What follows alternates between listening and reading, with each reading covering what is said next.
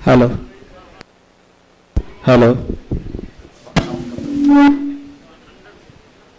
Hello.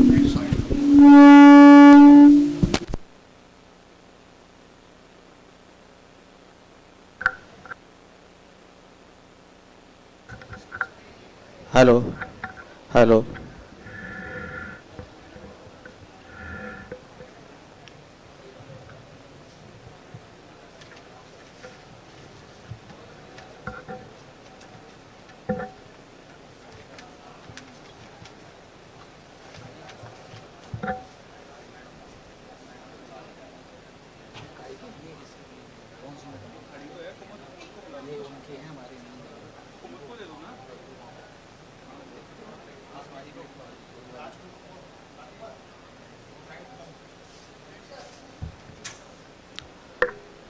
Hello.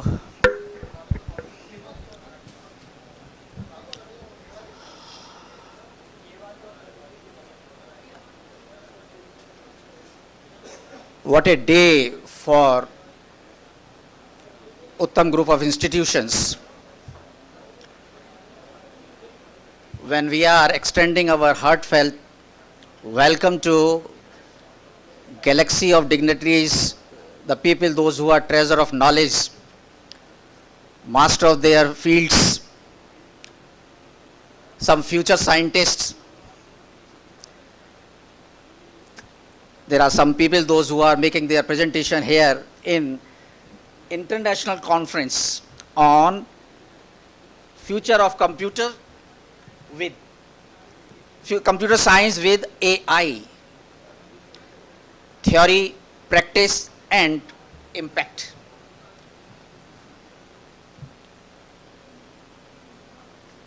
Computer always reminds me something which is always fascinating me. I used to work on computer when there was no Windows in 1993. We were using different floppies to boot the computer, to use words or the spreadsheet. We were only in position to use either spreadsheet or words. But with the passage of time, we have reached to point of time where we are having such a beautiful combination of different programs. And most recently, the word which is haunting us is AI, artificial intelligence. People like me, those who are not expert, but they are having some working knowledge about the computers,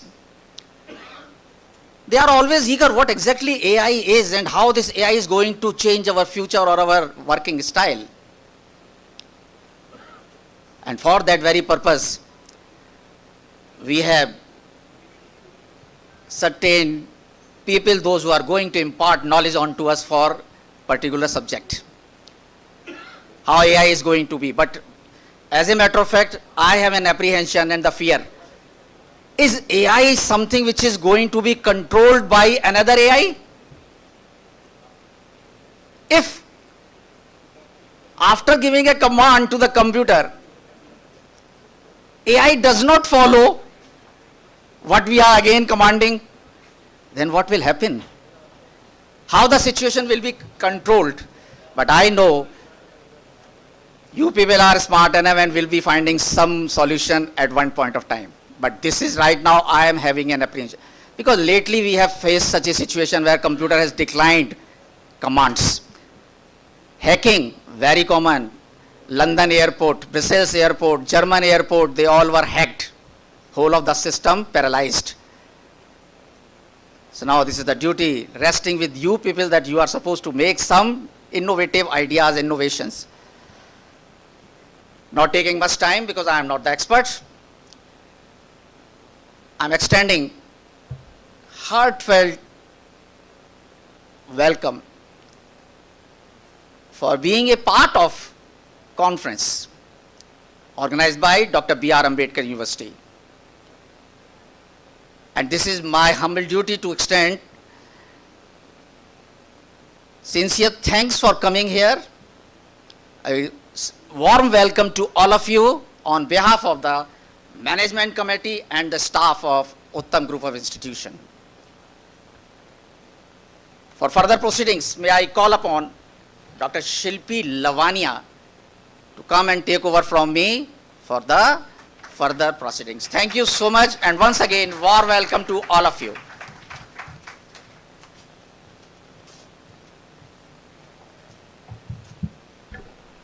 Thank you so much, sir.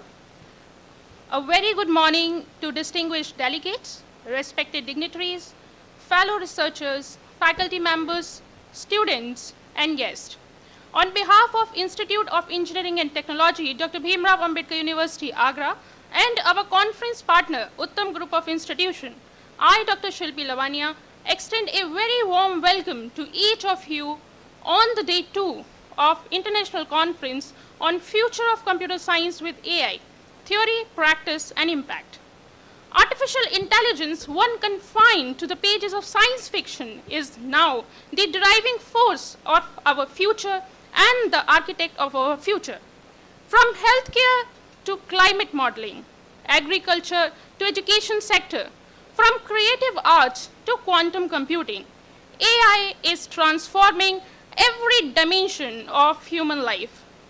Artificial intelligence is not just a technology, it is the poetry of logic, the symphony of data, and revolution of our age. From predicting disease before symptoms appear, to making cars drive without drivers, to enabling machines to learn like humans, AI has redefined the boundaries of possibility. The future of computer science is not a distant dream anymore. It is happening here and now, with AI as its heart. In today's world, artificial intelligence is not a choice, it is a necessity. The conference is not about artificial intelligence, it is about shaping the intelligence of our future. What we discuss here today will define how technology transforms society tomorrow. Ladies and gentlemen, moving ahead, it is now time for the technical session on the day 2 of our conference.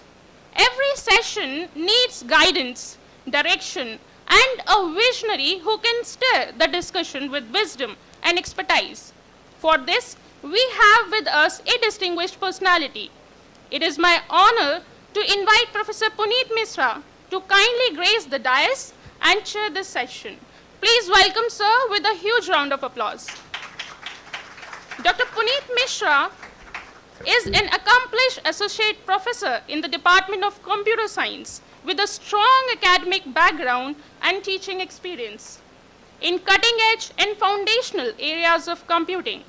His core areas of expertise include machine learning, soft computing, artificial intelligence, microprocessor, and digital logic. With a deep passion for both teaching and research, Dr. Misra is committed to equipping students both theoretical knowledge and practical skills. His contribution reflects a balanced focus on emerging technologies and core computer science subjects, making him a valuable asset in academic and research-driven environments. We welcome you, sir. May I now request Dr. Neeraj Jain, Principal, Uttam Institute of Management and Technology, to welcome our distinguished session chair with a bouquet as a gesture of our deep respect.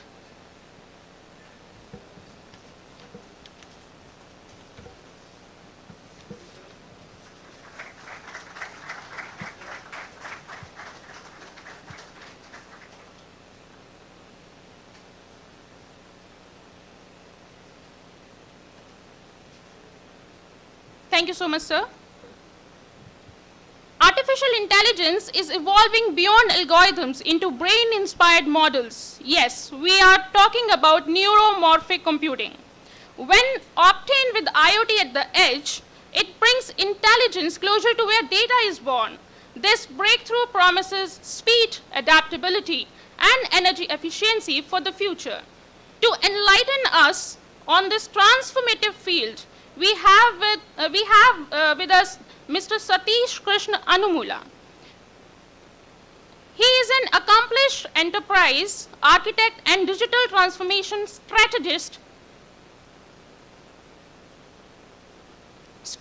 with over 22 years of experience deriving innovation in the manufacturing, medical devices, and high-tech sectors. With postgraduate degree in electronics engineering from Anna University and MBA in IT and operations from IIM, Mr. Satish uniquely combines technical expertise with strategy business acumen. Throughout his distinguished career at companies such as Microsoft, Siemens, IBM, Satish has instrumental in designing complex and critical business systems, successfully implementing sustainable practices within manufacturing and supply chains for commercial products from its technology core. His work has directly contributed to innovation and development of new products and frameworks for production methodologies. With great respect, let us welcome Mr. Satish Krishna Anumula for the expert talk on neuromorphic computing for the IoT edge.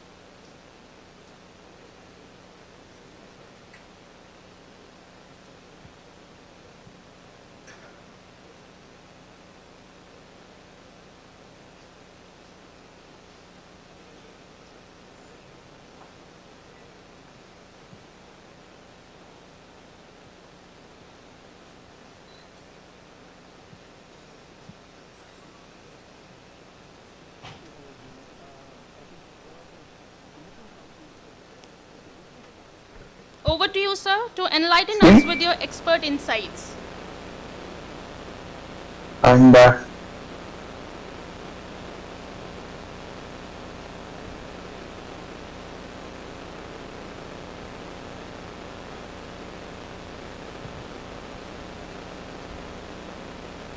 yeah, all right. So, and good morning, everyone. I'm Satish Krishna. I'm a senior enterprise and business architect at IBM. Today, we'll explore how neuromorphic computing, inspired by a human brain, can revolutionize IoT edge intelligence. We will go deep into the architectural paradigms, performance metrics, real-world use cases, and hybrid frameworks that blend neuromorphic and conventional computing. So let's talk about the major shift that is happening in the world of computing, which is the edge intelligence revolution. We are witnessing an explosion in the Internet of Things or the IoT. Billions of devices are now operating at edge, meaning they are not relying on centralized cloud systems, but instead processing data locally in real time.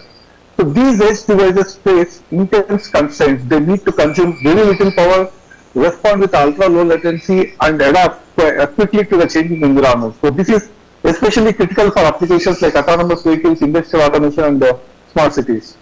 So the problem is that our traditional computing models, especially the Von Neumann architecture-based models, aren't built for this. They rely heavily on moving data back and forth between the memory and processing units, which creates a bottlenecks. And why this matters is because these bottlenecks are major hurdle for edge AI workloads. When milliseconds matter, inefficiencies in data handle Inefficiencies in data handling can lead to performance drop or even system failures. So, what are the key challenges we need to overcome to make the edge intelligence truly scalable and efficient? So, let's dive into the next, where we can see all these details. Now, let's explore why the traditional non-one-human architecture isn't suitable for the modern edge computing demands. Because the first aspect is we have the memory wall problem. In one-human systems, data constantly moves between the CPU and memory. So, this back and forth is not only slow, but also consumes a lot of energy. For edge devices where power efficiency is paramount, this becomes a major bottleneck. Traditional optimization techniques simply aren't enough to overcome this limitation. So next is the issue of power consumption. Conventional processors draw power even when they are idle. Just to maintain their state, this is a huge problem for the IoT devices that are expected to run for years on a single battery. So the continuous power drain makes these architectures economically and practically unsuitable. So finally, another problem is with the synchronous processing. In the one-human system, rely on clock-driven computation, which splits all the data equally, regardless of its importance of density. So this means system wastes lots of resources processing irrelevant on low priority data, which drastically reduces the efficiency, especially in the real-time edge scenarios. These limitations highlight the need for a new artificial paradigm, one that's proposed. Purpose built for edge intelligence. So we can see more details in the coming slides. So to overcome the limitations of traditional architectures or one-human architecture, we turn to the transformative approach, which is called as neuromorphic computing. The definition of a neuromorphic computing, like neuromorphic computing, is a paradigm shift. Instead of relying on the digital clock-driven processing, it mimics the way the human brain works, processing information asynchronously and in an event-driven manner. So think about this. A human brain handles an incredible complex tasks like vision, language, decision making, all while consuming about 20 hours of power. Thus, less than many household light bulbs. This efficiency is what neuromorphic systems aim to replicate. Unlike the one-human model, neuromorphic architectures don't separate memory and computation. Instead, they integrate them into unified processing elements. These processing elements can learn, adapt, and respond to the stimuli in the real time, which is exactly what edge devices need. So this approach is a game changer for the edge intelligence. It allows the devices to operate with ultra low power, respond instantly to the environmental changes, and even evolve their behavior over the time. So let's break down on the core principles that make the neuromorphic computing so powerful and well suited for edge intelligence. So on the event, one of the principles, the event-driven processing side, the traditional process data continuously, even when there's nothing meaningful happening. Neuromorphic chips, on the other hand, are event-driven. They only activate when there's an input stimulus. So this mimics how the biological neurons firing only when a threshold is met, and it leads to a significant energy savings because circuits can stay dormant until they are needed. The second aspect of the core principle is the inherent learning capability, where the neuromorphic systems are designed to learn directly on chip. They don't need external training cycles like conventional AI models. Using mechanisms like pipe-time dependent plasticity or STDP, these chips can update the weights in the real time based on the timing of signals, enabling the continuous adoption to the new data. The third aspect is the distributed memory computation. One of the biggest breakthroughs is the elimination of memory bottleneck. In neuromorphic architectures, memory and computation are co-located. Each step stores its own weight locally, allowing the thousands of processing units to operate in parallel. This massively boosts efficiency and scalability. And the last aspect of the core principle, neuromorphic principles are space information encoding. Finally, neuromorphic systems can use space encoding, meaning they can represent information through the timing of discrete events rather than the continuous values. So this encompasses the data naturally and reduces the computational load, which is perfect for the edge devices that have a limited resources. Together, all these principles form the foundation for the new computing paradigm, one that's not just more efficient but also more intelligent and adaptive. So now let's look at this, how these principles are being applied in the real world edge scenarios. So let's take a look on two of the most prominent neuromorphic processes that are pushing the boundaries of the edge intelligence. One is the Intel Lohi 2 and another is the Bianchi Pakida. Coming to the Intel Lohi 2, the Lohi 2 is the Intel second generation neuromorphic research chip, and it marks a major leap in the brain-inspired computing. It is still not commercially available, but it is more of a research chip. So this is built on Intel's advanced 4 nanometer process. It packs 1 million spiking neurons and 120 million programmable synapses, enabling a highly parallel and event-driven computation. It supports multiple plasticity rules, including STDP, and operates at an ultra low power, even below a milliwatt. So what's special? This especially the powerful programmable capability of this is very powerful and programmable capable, which developers can customize the neural models and connectivity, making it a flexible platform for exploring neuromorphic algorithms. And coming to the Bianchi Pakida, Akida is the first commercially available neuromorphic processor designed especially for edge AI applications. Unlike Lohi 2, which is primarily on the research platform, Akida is production ready and scalable, making it ideal for the real world deployment. It features nearly 1.2 million neurons with configurable connectivity and includes tools to convert the conventional neural networks into the spiking neural networks. So its power consumption is impressively low as little as 200 microwatts, and it supports both on-chip learning and inference, which is critical for adaptive edge systems. So these chips are defining what's possible at the edge. So together, Lohi 2 and Akida showcase the diversity and maturity of neuromorphic hardware from research innovation to the commercial deployment. So now let's compare with the two fundamentally different approaches to the neural computation. One is the deep neural networks and another is the spiking neural network. On the deep neural network side, deep neural networks, the backbone of conventional artificial intelligence, they process the data continuously through the multiple layers even when the input doesn't change, which leads to the constant computation and energy use. Each neuron activation involves dense multiply accumulate operations across all the connections. This results in a highly computational overhead. The another limitation is the separation of memory and computation. Weights are stored externally, creating a bandwidth bottleneck during the inference. And also the deep neural networks are optimized for the batch processing. This is great for the cloud-based analytics, but not ideal for the real-time single sample edge interfaces. So on coming to the spike neural networks. Spike neural networks are, on the other hand, are the event-driven. They activate only when the input spikes are received. This dramatically reduces the computation during the ideal period. So they leverage the space operation.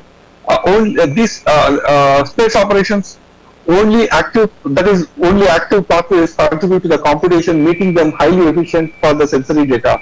On the memory and computation, since they are co-located, synaptic weights are stored locally and eliminating the memory bottleneck and enabling massive parallelism. And also spike neural networks also have a native temporal dynamics. They are inherently suited for processing sequential and time-sensitive data, perfect for edge applications like anomaly detection, gesture recognition, and real-time control.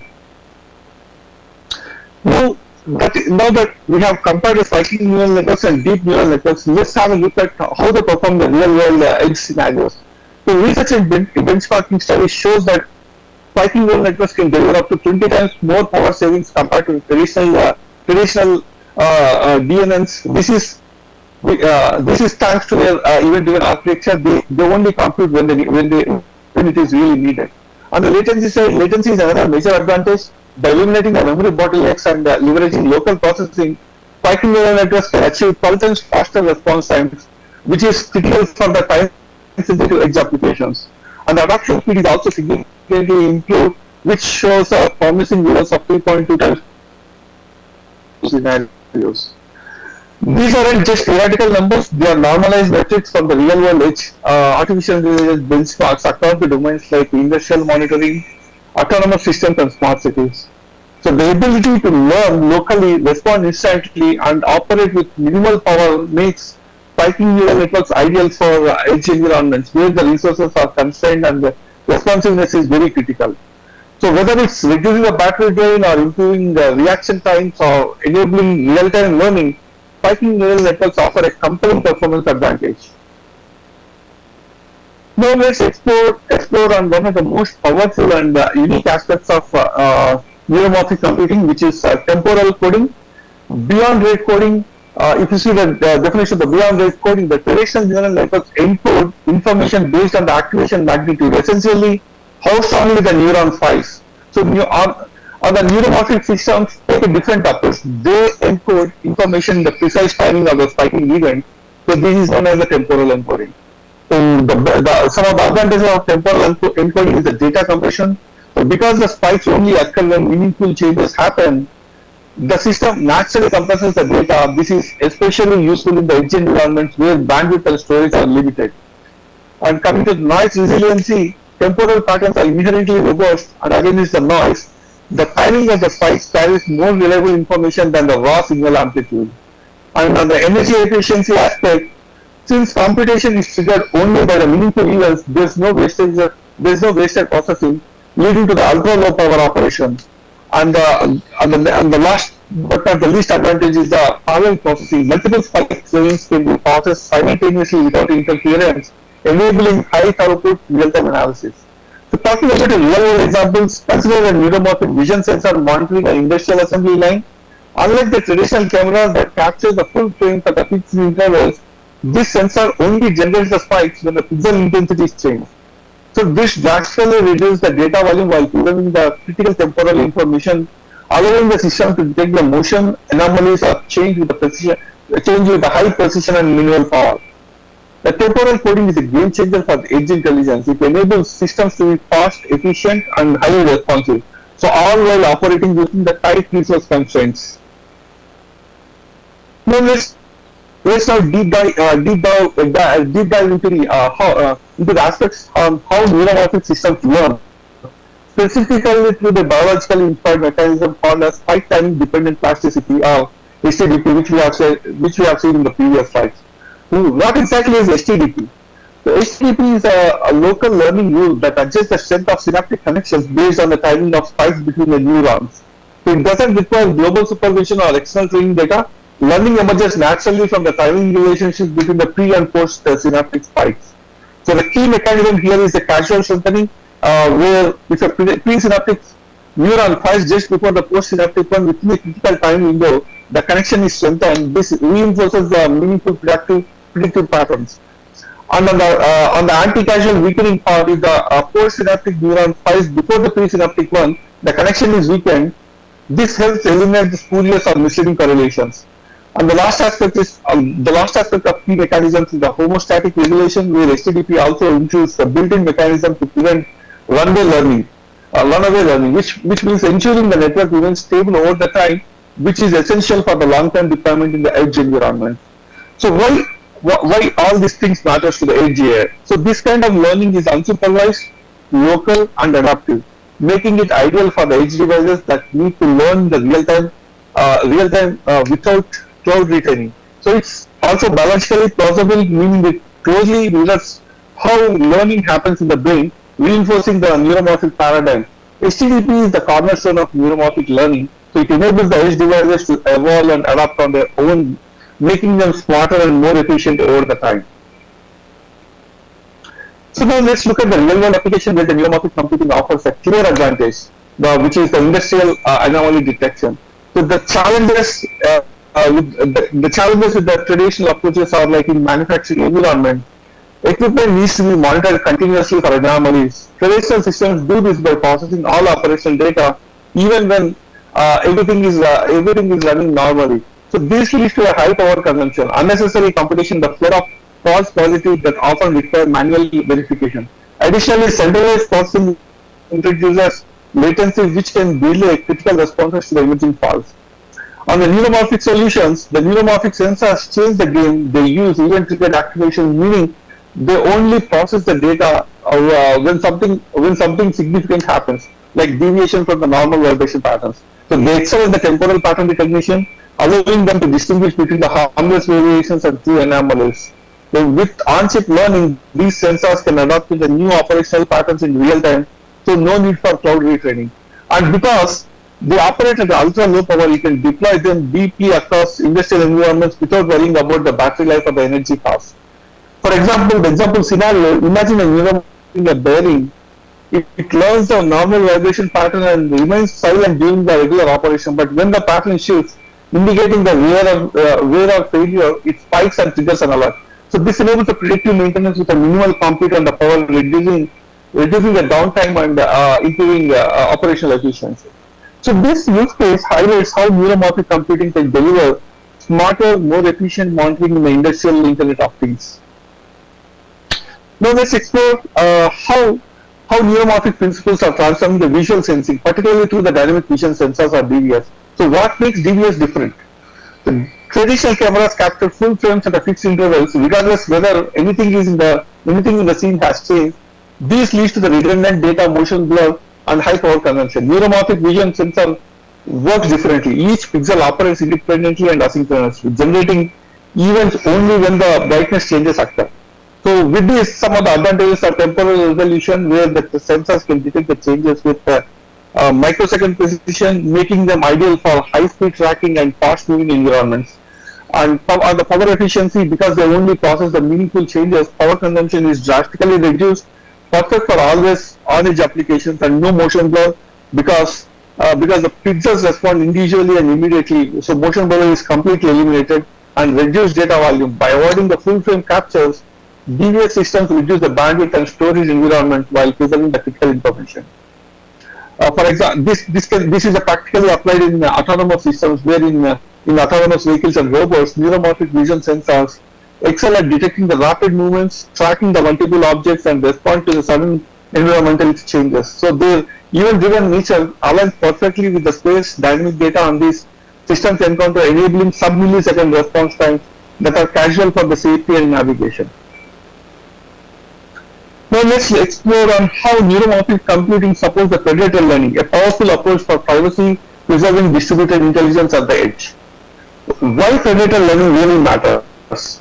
In many edge applications, especially in the healthcare and industrial IoT, privacy is very critical. Raw data cannot be shared across the devices or sent to the cloud.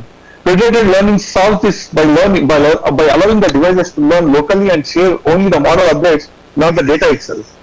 So the neuromorphic advantage here is the neuromorphic systems take this step further. Instead of sharing the gradients or full model weights, they exchange synaptic updates or plasticity rules, which are much more compact and privacy preserving. So this reduces the communication overhead and enables real-time adoption without waiting for centralized aggregation cycles. So with this, the key benefits are like the privacy preservation, where the raw sensor data stays on the device, only learned patterns are shared, ensuring the compliance with the strict data protection requirements, and reduced bandwidth on the reduced bandwidth side. The space representations and local updates mean far less data needs to be transmitted, which is ideal for the low bandwidth environment. And another benefit is the continuous learning, where each edge node can adapt immediately to the local conditions while contributing to a shared intelligence network over the time. So imagine a network of neuromorphic sensors in a hospital. Each device learns patient-specific patterns locally and shares only the abstracted learning signals. This enables the collaborative intelligence without compromising the privacy. So the federated learning with the neuromorphic systems enables decentralized, adaptive, and privacy-respecting artificial intelligence, which is a perfect fit for the edge. Now let's look at the technical challenges that still needs to be addressed. So to overcome the limitations and unlock the full potential of neuromorphic computing, we propose a hybrid framework that integrates both the neuromorphic and conventional accelerators. So why hybrid really makes sense? Because rather than replacing the traditional processors, this approach combines their strengths and neuromorphic cores, creating a heterogeneous architecture optimized for edge-based workflows. So this allows us to assign the task based on their computational characteristics. Dense math goes into the conventional accelerators, while space adaptive tasks are handled by the neuromorphic cores. The framework components such as the central processing, where the neuromorphic cores handle the raw sensor data such as vision, audio, or environmental signals, using the event-driven efficiency. On the feature extraction, conventional accelerators take over the heavy lifting tasks like matrix operations and signal transforms, which are better suited for traditional architectures. And the decision making, the neuromorphic cores excel at pattern recognition, temporal sequence analysis, and adaptive decision making, especially when low latency is critical. On the framework, on another framework component side, on the action execution part, the conventional controllers manage the actuators, communication protocols, and system level orchestration, the tasks that require deterministic behavior. So with this, the benefits of the integration would be like this hybrid model ensures optimal task allocation, balancing power efficiency, latency, and computational load. It also provides a practical path forward, leveraging the existing infrastructure while introducing the neuromorphic capabilities where they deliver the most value. So, building on the hybrid framework, this slide focuses on how we intelligently allocate the task between the neuromorphic and conventional process to optimize the edge performance. The task allocation strategy, the key to the success in hybrid systems is dynamic task partitioning, that is assigning the workload based on their computational nature, latency, sensitivity, and the power constraint. Neuromorphic cores are ideal for tasks that are space, adaptive, and time sensitive. Conventional accelerators handle dense, deterministic, and batch-oriented workflows. Neuromorphic optimal tasks include space signal processing with a high temporal resolution, such as audio or video monitoring, or pattern recognition in noisy environments where adaptive learning is very crucial. The adaptive control for the tasks like adaptive control systems that must evolve in the real time, like robotics or predictive maintenance, and always on monitoring, the ultra low power surveillance that doesn't drain the batteries because it is based on the event trigger mechanism. On the real time anomaly detection, where the latency and responsiveness are very critical.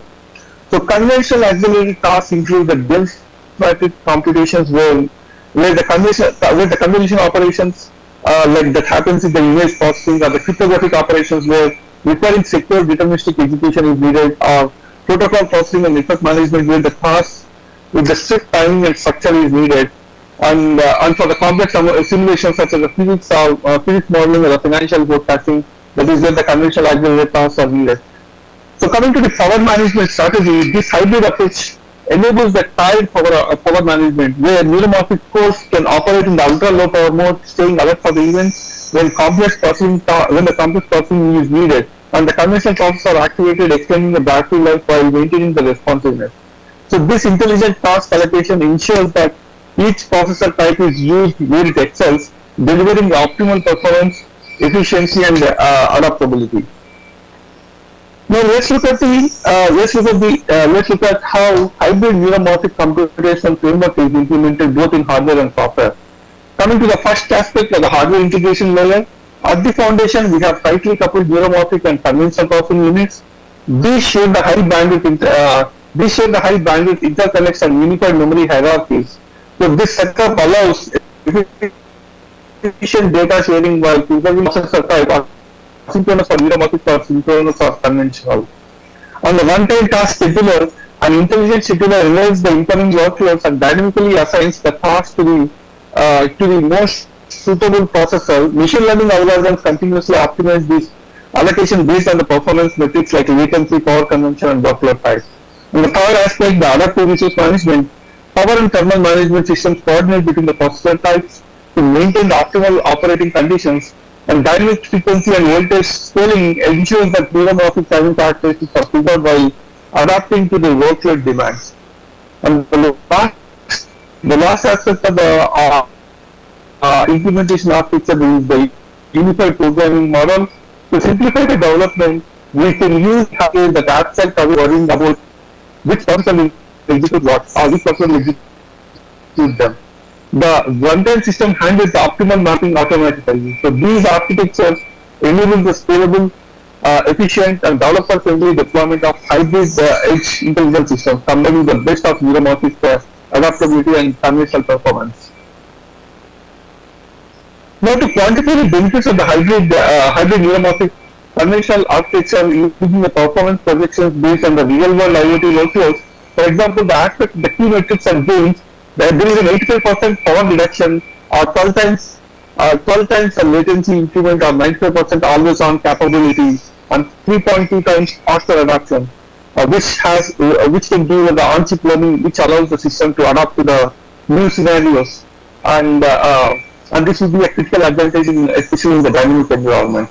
So these projections are based on the comprehensive modeling across the diverse IoT domains like industrial monitoring or autonomous vehicles or smart city infrastructure. So while actual performance gains may vary by application, the trend is consistent. Hybrid neuromorphic systems outperform the homogeneous architectures in power, latency, and adaptability, and no doubt on that. So these aren't just theoretical improvements; they are the hybrid model delivers tangible benefits for next generation edge intelligence.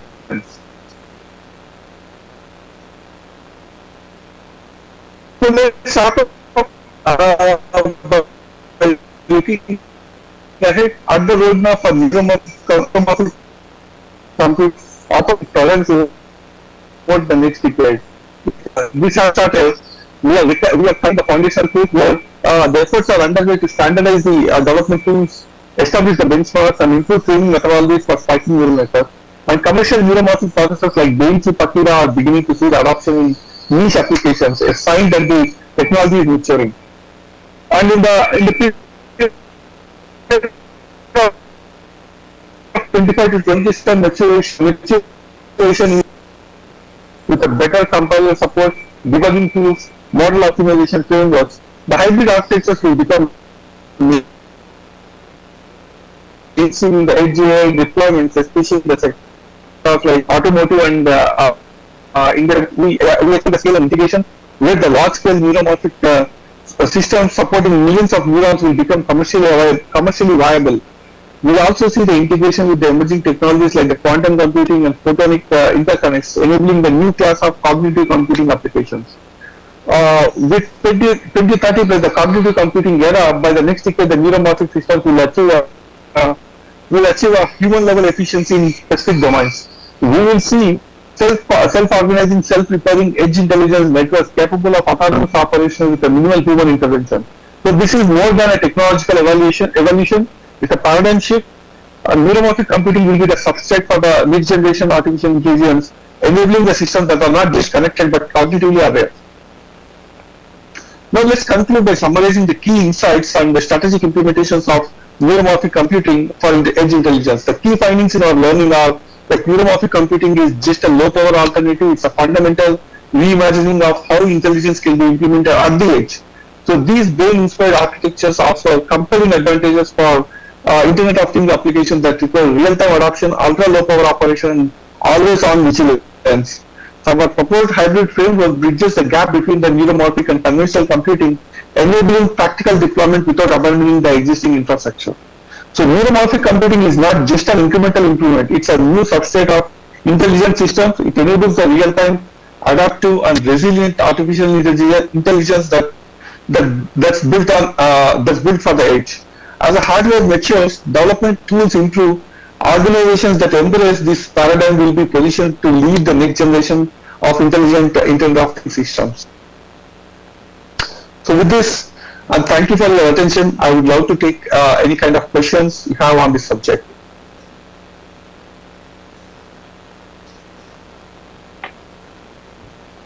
Any questions?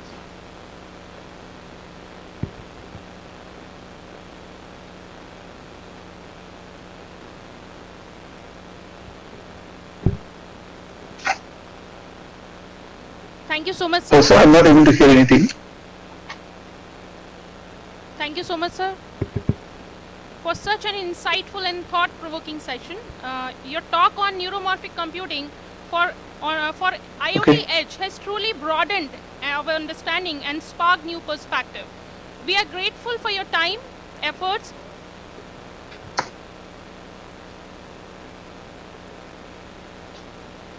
We are grateful for the time, effort, and expertise you have shared with us today. Thank you so much, sir.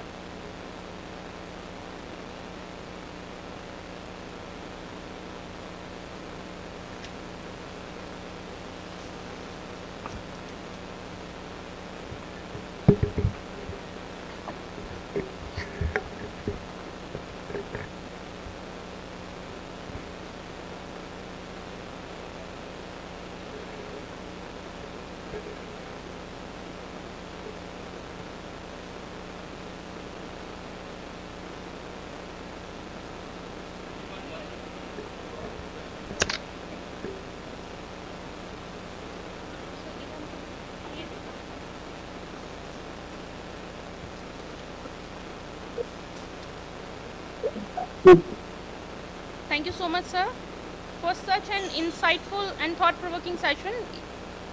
We are grateful for your time, effort, and expertise you have shared with us.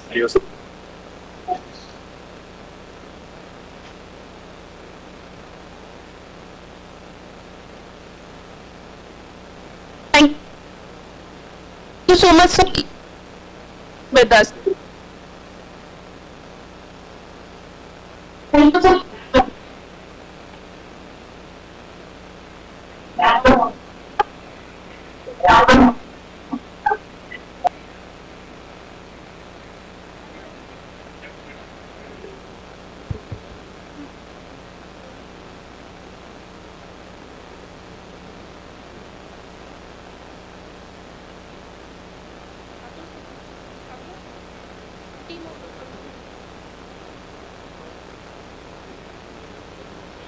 ठीक है.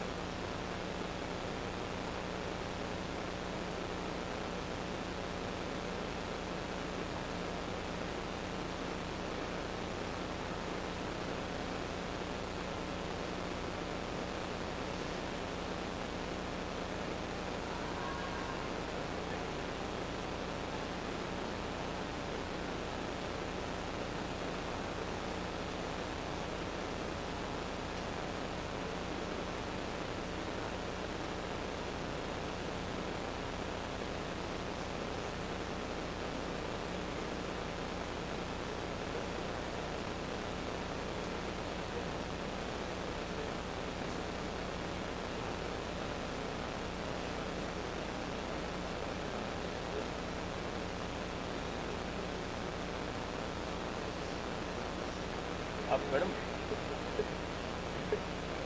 आप मुझे बताइए किस कोई sir है ना, धीरज sir है ना? ओके.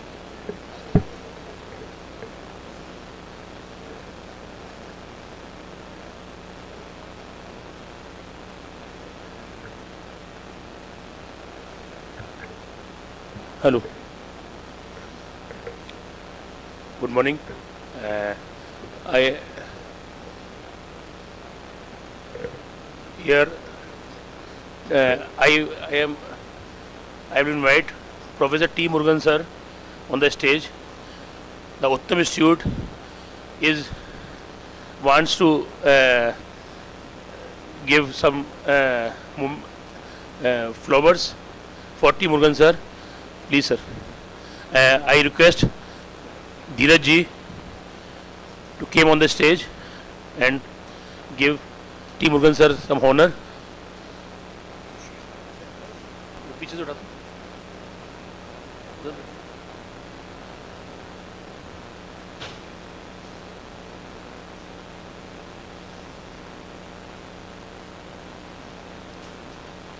उठा दो, बुके उठा दो, bouquet.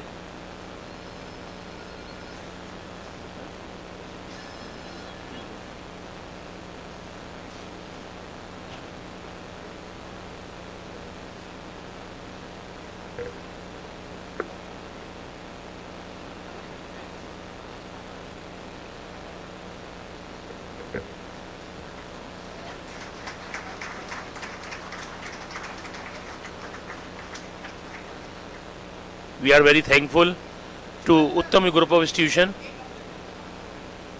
We are very thankful to Uttam Group of Institution, Mr. Dheeraj ji, the chairman of Uttam Group of Institution.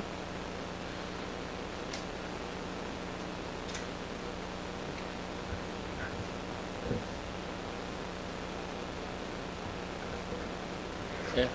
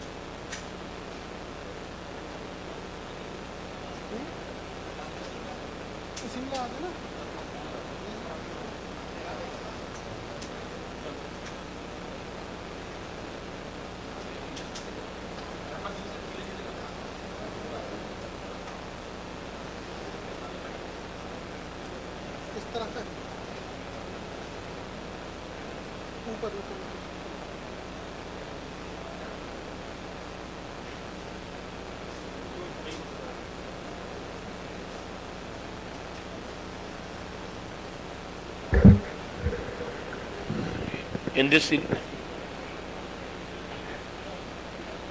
for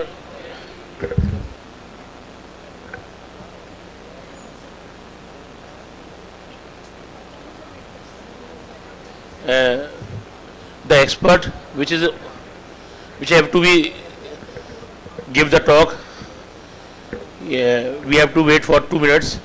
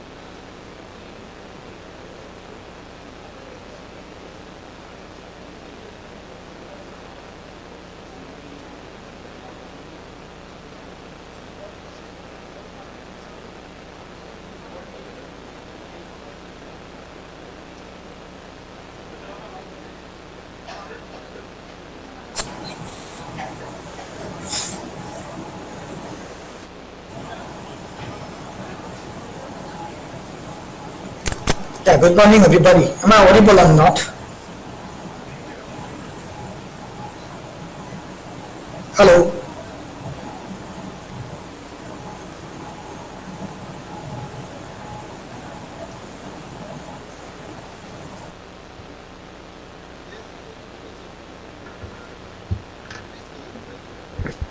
Be correct, please.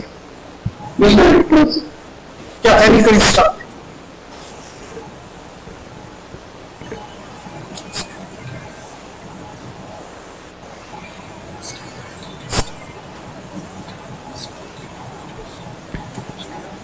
Data is the new fuel, and machine learning is the engine that transforms it into actionable intelligence. Designing AI models for data-driven tasks requires precision, scalability, and deep understanding of algorithms. From predictive analytics to decision-making systems, such models are shaping the future of AI applications.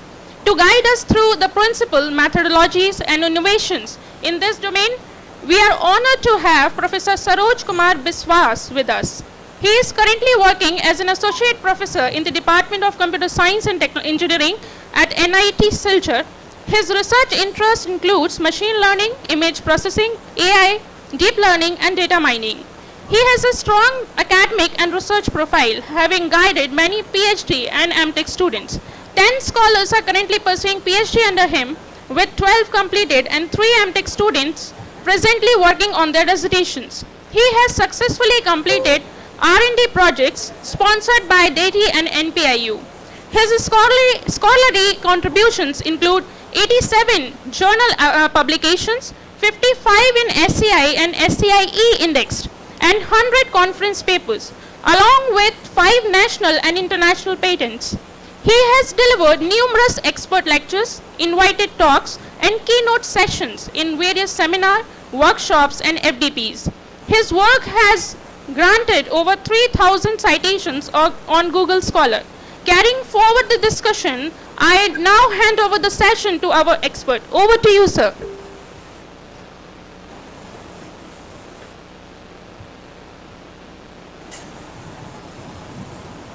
Good morning and thank you very much, everybody.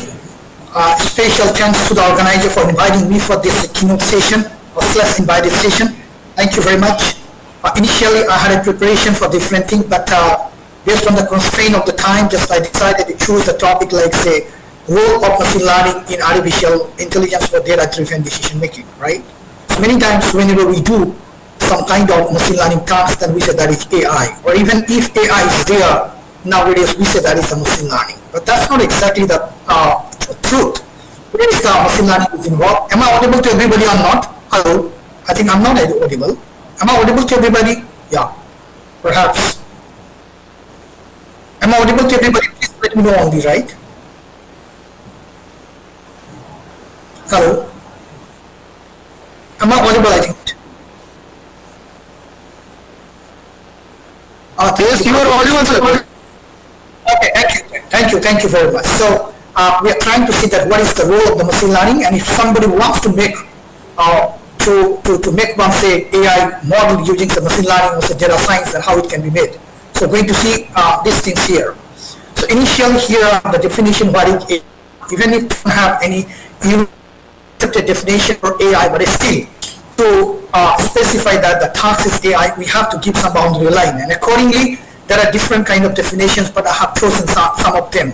So whenever we are talking about AI, then it is a study on how to make the computers do things like a human being. Now the question comes that how we can make the computers do things like a human being. For that we need to have a set of tools and technologies. So more specifically, if I tell you what is AI, this is a study about tools and technologies so that how a machine can be made like a human being, right? So this is AI. Now, nowadays we can see the applications of AI everywhere, right? So here I'm trying to put some of the prominent applications of AI what we use in our day-to-day life. So one is maps and navigation. This is especially used for traveling actually, right? So if you want to make such kind of applications in AI, then what kind of theoretical foundation is required, right? The theoretical foundations and then is required for that. There are some subjects which are responsible for that, and these subjects are machine learning, deep learning, data science, and image processing. So I'm trying to create here what is the impact of machine learning in the AI nowadays. That is my objective, right? Therefore, just I have chosen some of the applications where machine learning is closely involved, right? Then we can have a facial detection and the recognitions. This is another application of AI. So this kind of application we use for unlocking our phones or different kind of surveillance system. Now see that again, if you want to make such kind of system, right, so theoretical foundation. And for this theoretical foundation, the subjects which are responsible for that, these are machine learning, deep learning, science, and image processing. Coming to next application here, we have text editors or autocorrect. So this kind of application used to take spelling or correct sentences. Nowadays you can see that if you write one sentence a Gmail, so whether your spelling is right or wrong, you can understand or automatically the software can detect it.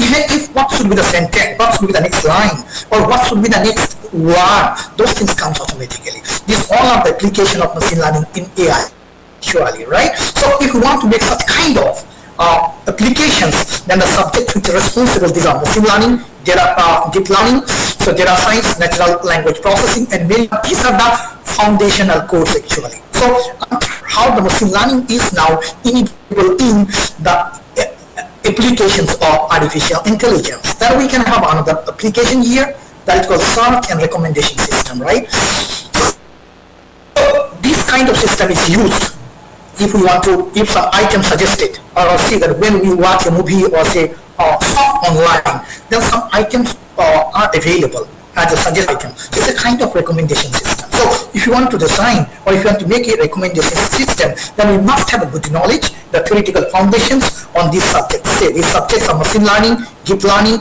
data science, and many more, right? So one of the more prominent applications of AI nowadays, that is called chatbot actually, and this is especially used for interacting with customer or customer services. So if you visit any of the web portal of any organizations, on the right hand side you can see that there can be a pop-up menu and there can be some kind of text like this: hi, how can I help you, right? So this is the application of AI. But keep in mind, to make such kind of application also, we need to have the theoretical foundations on these subjects. Only then we can make it. Otherwise, we cannot make it, right? So these subjects are machine learning, deep learning, data science, natural language processing. So in such a way, we have different kind of application like social media, then medical diagnosis and treatment, and drug discovery and vaccine research. So in those kind of applications, again, you make such kind of applications, that we must have a theoretical foundation, right? So to make such kind of theoretical foundations, we need to use, or we need to know these subjects like machine learning, deep learning, data science, natural language processing, and also image processing. So wherever somebody has some specialization in AI, then nowadays these subjects, the core part of the program actually. And these subjects are machine learning, deep learning, data science, natural language processing, and image processing. Clear? So here I tried to make a motivations how this machine learning is going to be used in AI. The questions again lies that what is the relationship and what are the differences between AI and ML? So when we say AI, that is exactly ML or not? So now to clarify these questions, I have this slide here. Now here we want to design a medical expert system, and this medical expert system is heart disease prediction. Clear? So now this heart disease prediction expert system can be made in two ways. Now, expert cardiologist, right? He knows that what are the responsible parameters for that. He is highly experienced, and from his experience he could understand that to predict or to make one's heart disease prediction, we need to have, this is an assumption only, try to understand, right? So we need to have three important parameters, and these parameters are the blood pressure, blood sugar, and cholesterol level, right?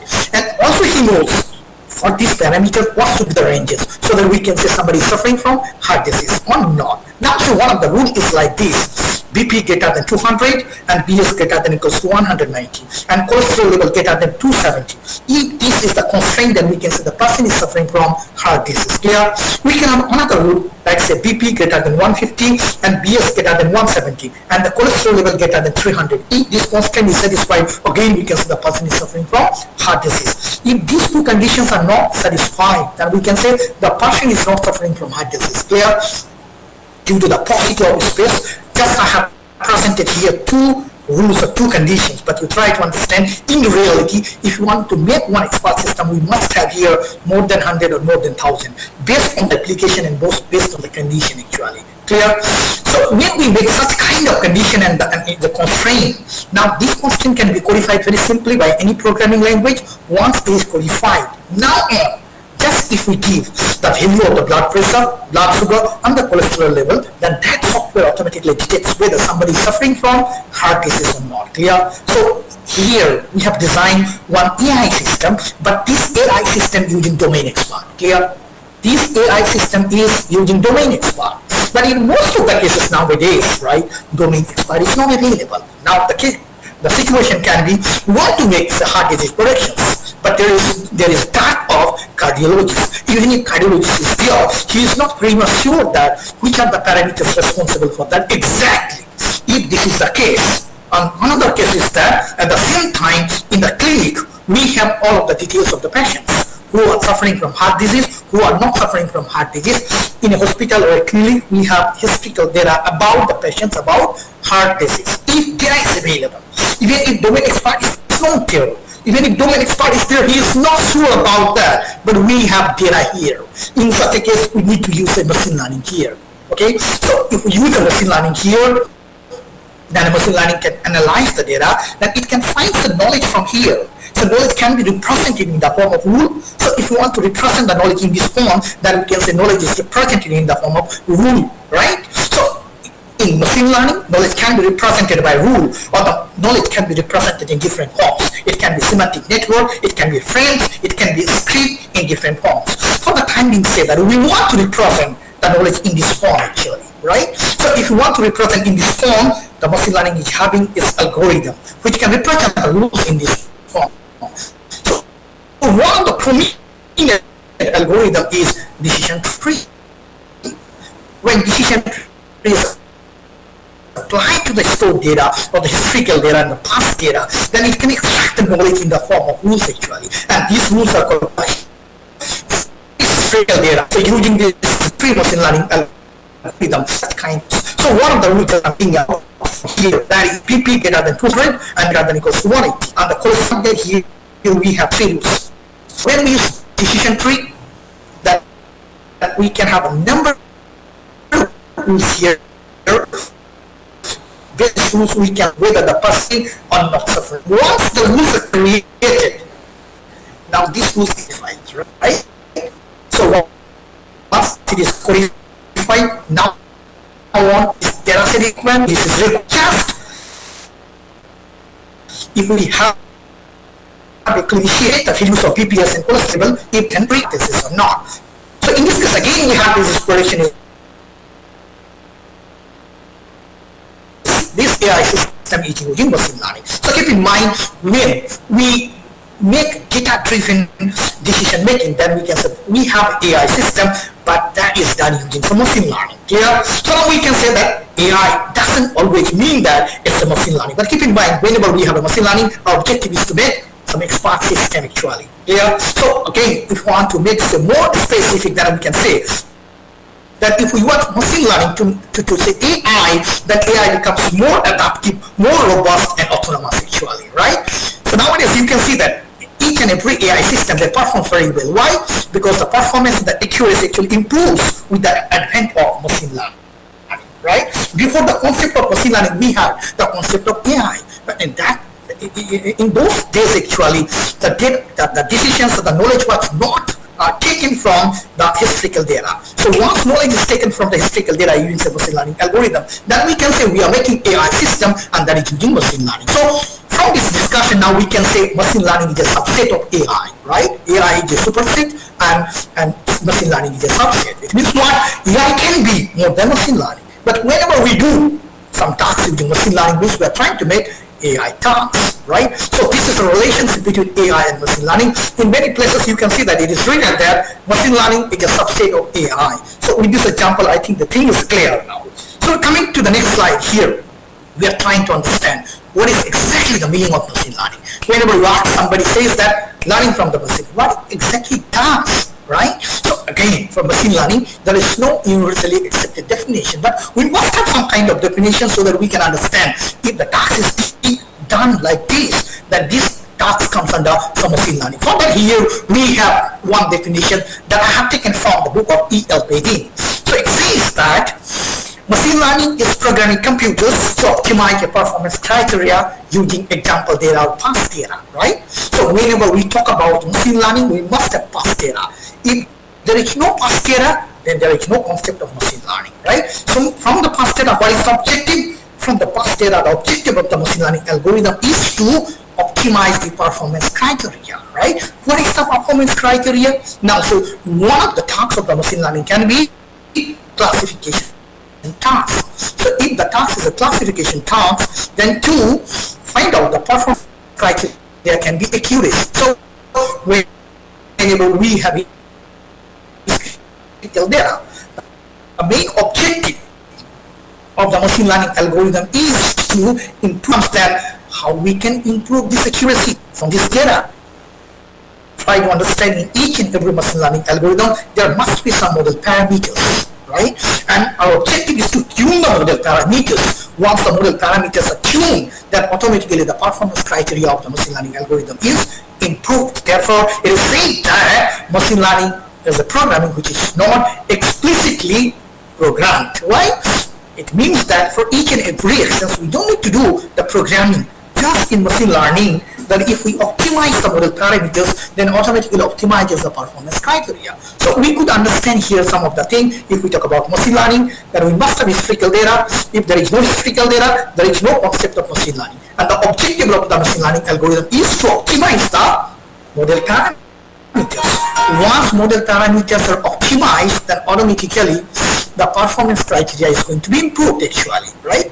How it does actually, what thing happens internally.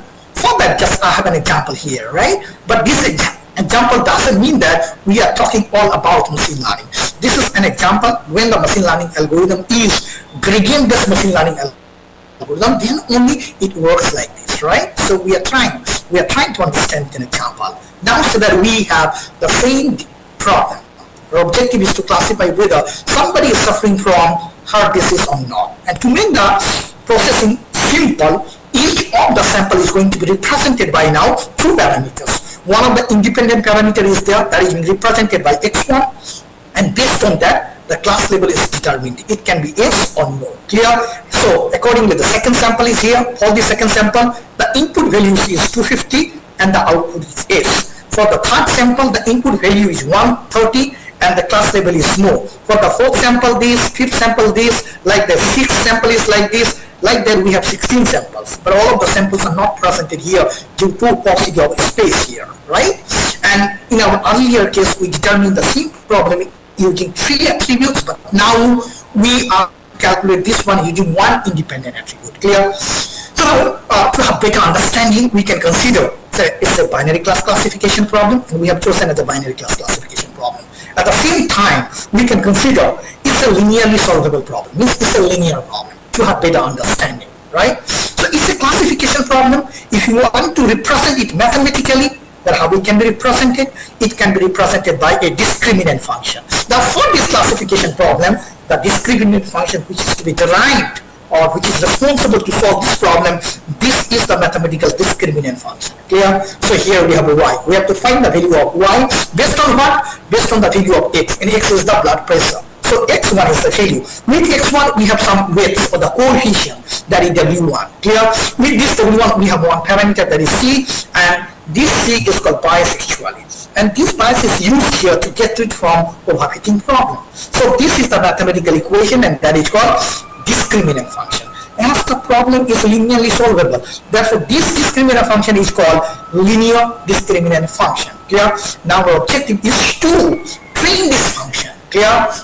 Mathematically, a trained machine learning algorithm means a trained equation. It is a classification problem. Clear? Now to have better understanding, we can have a geometric representation in two-dimensional space so that everything we can understand in a better way, right? So each of the sample is going to be represented by two dimensions. X1 is the input parameter and this class label is the output. Clear? So here in the geometric representation we have Y. This is the class label. And here we have what? This is the X1, the value of X1. Now to make yes and no, some of the machine learning algorithm, for yes we can have 1, for no we can have 0. But keep in mind, in some machine learning algorithm again, for yes we can have some probability. It can be 0.65. Now it can be 0.75. For no classes it can be 0.15. For no classes it can be 0.25 like that. Means we must have a threshold value in between 0 and 1. So that if some value is below the threshold value, then we can say that is a negative. And if it is above greater than or equals to the threshold value, then we can say that is the positive class. Like that in both case can be applicable. So initially we're trying to understand the first one when the S is being represented by 1 and O is being represented by 0. If this is the case, now each of the sample, so for an example, one of the negative sample, this one, right? So now say the value of X1 is how much? 130. So here this is 130, clear? And Y is how much for this one? For this one, Y is 0 because this is a negative class, right? So third sample can be represented by third blue dot. Clear? Similarly, other negative samples can be represented like this. Here, the value of Y equals to 0. Fine. Now, if we talk about the positive samples, we can take one of them, right? The first one. So here, what is the value of X1? So the value of X1 is 200. Now we can say 200 is here.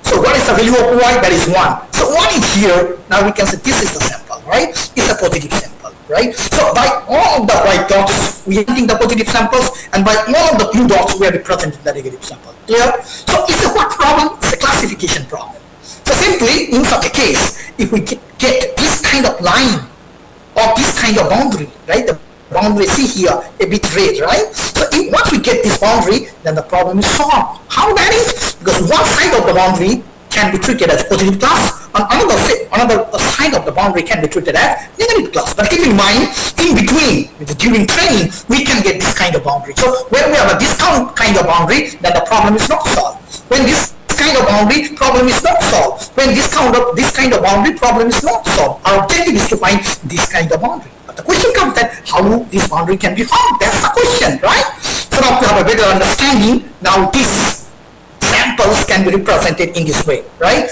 Where the output is being represented by 0.65, 0.75, 0.15 like that. If this is the case, then we can assume that one of the representations of the dots in two-dimensional geometry can be like this. Clear? So all of the white dots, these are the positive, and all of the blue dots, these are the negative. Clear?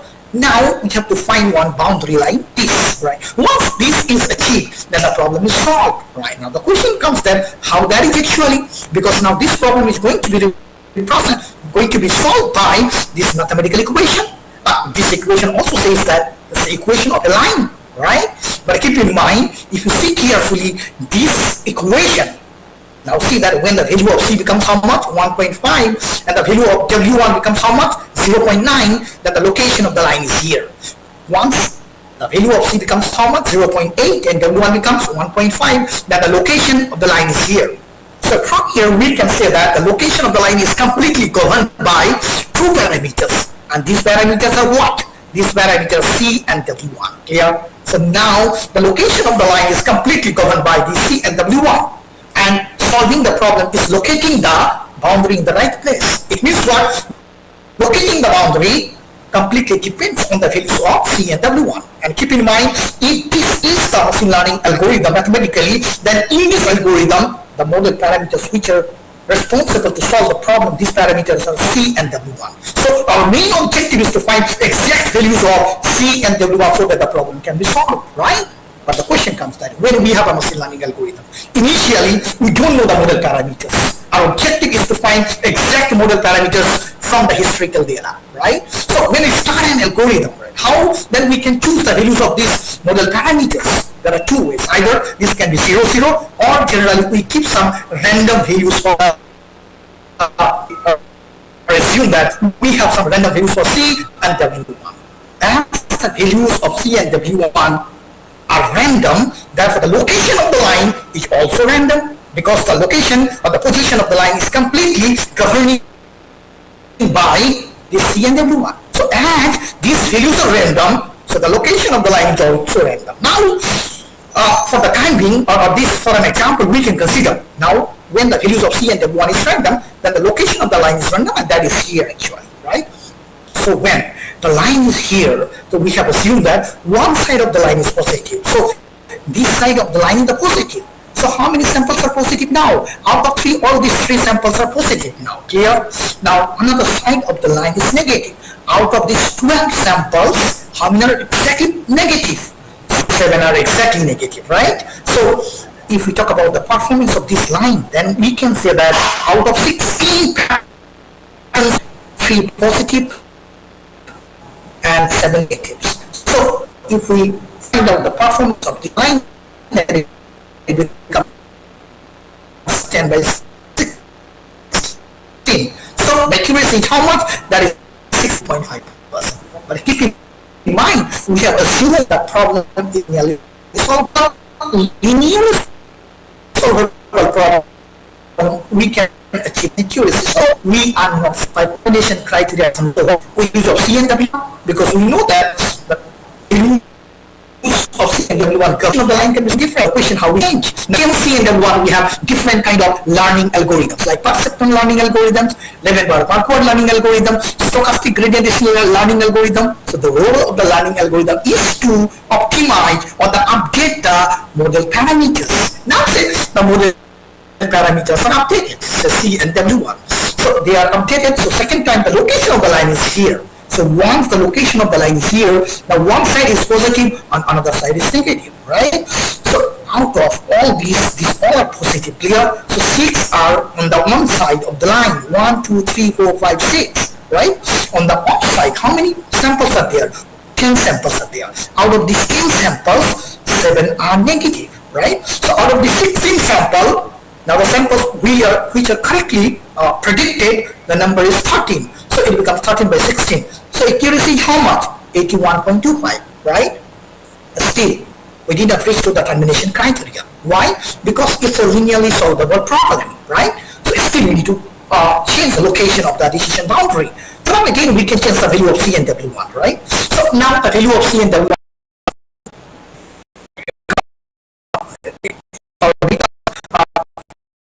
something so that the location of the line is here. So once the location of the line is here, now one side of the line is positive and another side of the line is negative, right? So if this is the case, then we can say what? 16 out of 16 samples are predicted correctly. So that accuracy is how much? That is 100%, clear? So keep in mind that location of the line can be here, location of the line can be here, location of the line can be here, right? So any of the location can solve the problem. But now the question comes to one thing, because we all are the computer scientists.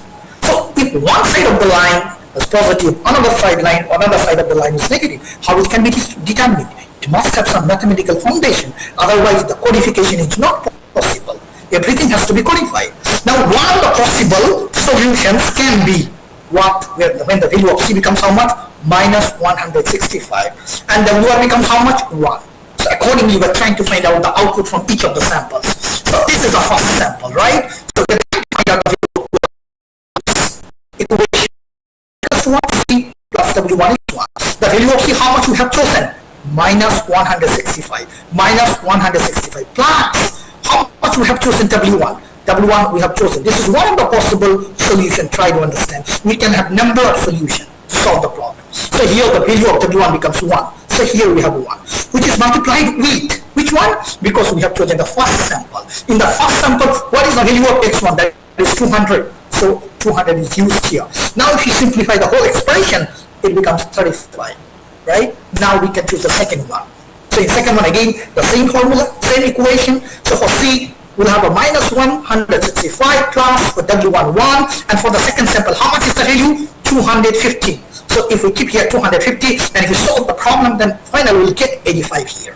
But keep in mind, second sample is also positive. First sample is also positive. For all the positive samples, we are getting positive values. Coming to the third sample, right? Third sample is the negative sample, clear? So accordingly, we can keep all the values, and we can finally find out the resultant value.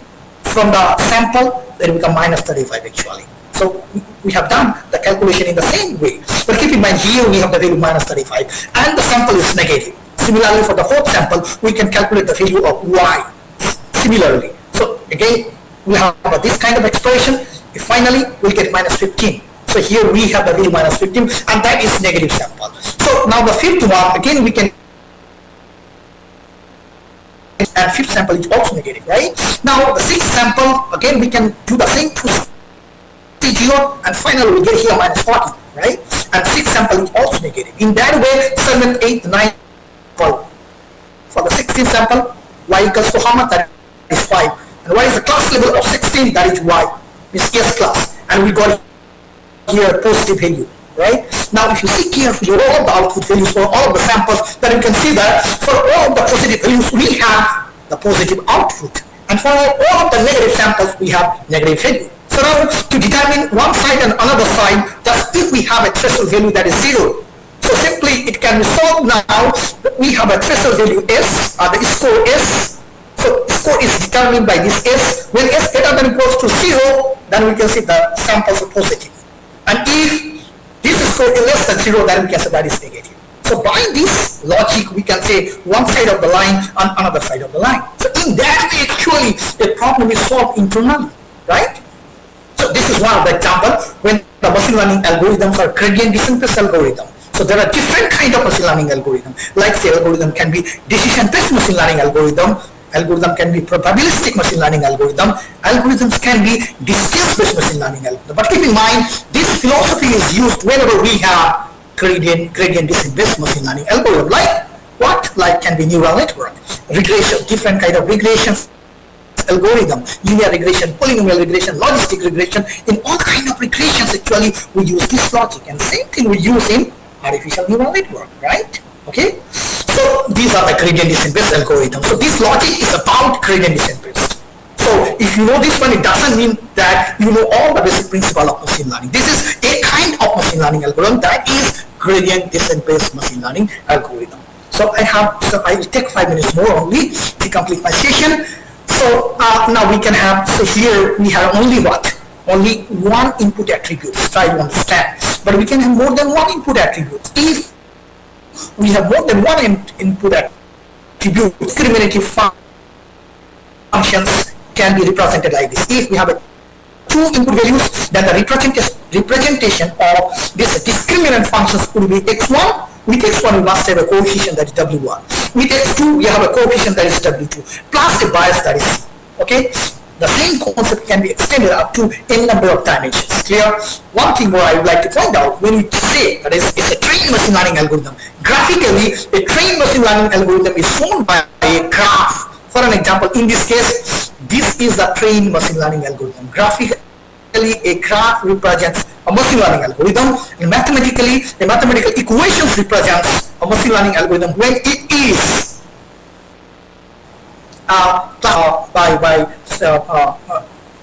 gradient descent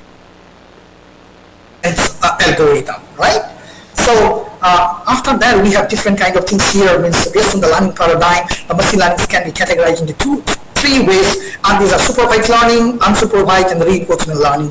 Under supervised learning, these kind of tasks are being done. These are classification, regressions, and under unsupervised learning, this kind of tasks are done. These are clustering, association, reminding. And under reinforcement learning, we do classification, clustering, different kind of tasks. But remember, in this case, actually, a problem is solved when the problem cannot be solved by a single step. Rather, the problem is going to be solved by a collection of steps. This kind of problem comes under reinforcement learning. So here we have a set of algorithms, and the popular sum of the algorithms which are responsible for solving the supervised learning kind of tasks. So if it is a classification task, then it's a prediction of some values, right? So if the predictions of values are discrete, then we can say that's a classification task. And if the prediction of the values are the continuous, then we can say that is a regression task. So here just I have presented some of the algorithms which are responsible for classification and the regressions. But keep in mind that most of the classification algorithm also can solve the regression problem, right? Similarly here, when we have this kind of database, we don't have any kind of output here, but this kind of database is there. Now what we can do, we can analyze the data to find out some of the interesting patterns. Then we can say that we are doing unsupervised learning tasks. right? So one of them is clustering, another one is the association rule mining. I'm showing you huge amount of data here, right?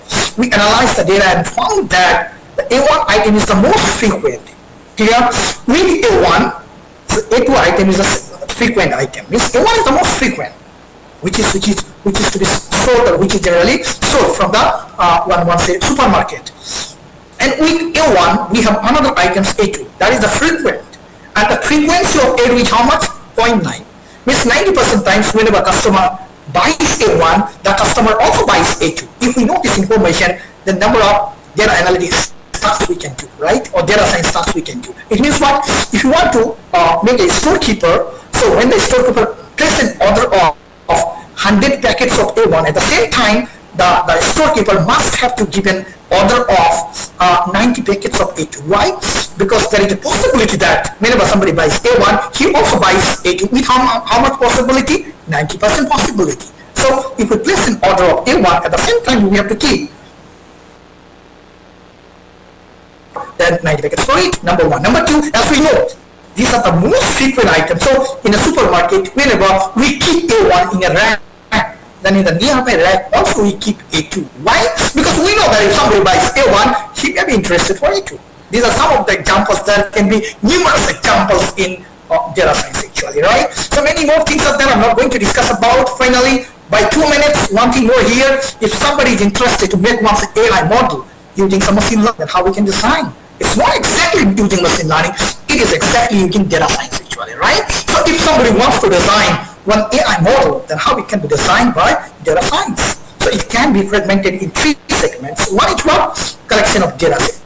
It's clear. Thereafter what? The pre-processing of the data. And thereafter what? We have modeling and evaluation. And this part comes under machine learning actually. Modeling and evaluation, try to understand. So if we talk about this data pre-processing and data preparations, it comes under data analytics. But if we talk about the whole part, this whole part comes under data science, because data science is a collection of what? Machine learning, statistics, data analytics, domain expert, all those things comes under data science. So if you want to design an AI system, you can say data science, then the flow, one of the possible flow can be like this, right? So we have to make the data set, or we have to make the problem definition, how it can be defined and what kind of problem we're going to solve actually. After that, the data has to be prepared or the pre-processed. Now under pre-processing, we have number of tasks actually, right? I have given these tasks separately. One of the tasks can be removal of corrupted data, then handling missing values, then can be data visualization exploration. So by doing data visualization and exploration, we can understand which kind of algorithm are going to be used to solve the problem, or which kind of things we need to do, whether we should use some outlier detection or not, whether we should do treatment for class imbalance or not. It can be decided by this data visualization and data exploration. So this data visualization of data analytics, right? Okay. After this one, once we can understand the behavior of the data, then we can do different kind of tasks here. Those tasks can be outlier detection based on the behavior of the data. Then we can have the treatment of class imbalance problem. Then we can have feature analysis with the feature engineering. Under feature engineering, this data normalization comes actually, but I have kept separately this data normalization. Once data is normalized, now this data can be given for modeling and evaluation. Under modeling and evaluation, we have 3 tasks, and these tasks are what? Model selection. Model selection means what? Say for an example, you're going to solve a classification problem. You should artificial neural network. No, that you have to analyze the data. You have to understand the characteristics of the data, right? Then you have to see that these characteristics will be satisfied by which kind of machine learning algorithm. Because we have to know the mathematical foundation of each of the machine learning algorithm. Only then we can say that for this kind of situation, for this kind of behavior of the data, now this kind of algorithm or this algorithm could be the best to solve this problem, right? Once model is selected, then we have to train the model. Now again, in training of the model, there are different kind of approaches. Most of the time, those who are novice, the new researchers, what they do, they just discard the database into 2 pieces. One is called training, another is test. That is called hold-out method. But if you try to understand in hold-out method, there is some problem. That's why what we do k-fold cross-validation. Again, in k-fold cross-validation, we have some problem. stratified careful cross-validation. And in some cases, we use the concept of bootstrapping when we have very small database or we want to create different kind of diversity in the training model, then the data set has to be broken down into different pieces with different combinations. That is called bootstrapping actually, or bootstrapping. That is called bootstrapping, and this philosophy is used in random forest, right? And thereafter, once the model is trained, then we have to evaluate, and that is called model evaluations. If the evaluation is, or the performance of the model is up to the expectation, or it comes in the expectation level, then the model can be deployed in the working field. And again, under say model deployment, there are some steps actually, right? So those things we do to make one AI model using data science. Thank you very much for your patience, for listening me, and if you have any questions, I'm ready to answer. That I will be much more happy if you have any questions about the topic, whichever you have in your mind, you can ask me. I'm completely open, right? Related to machine learning, data science, data analytics, deep learning. If you have any questions, that I'm ready to answer, right? Thank you very much, everybody.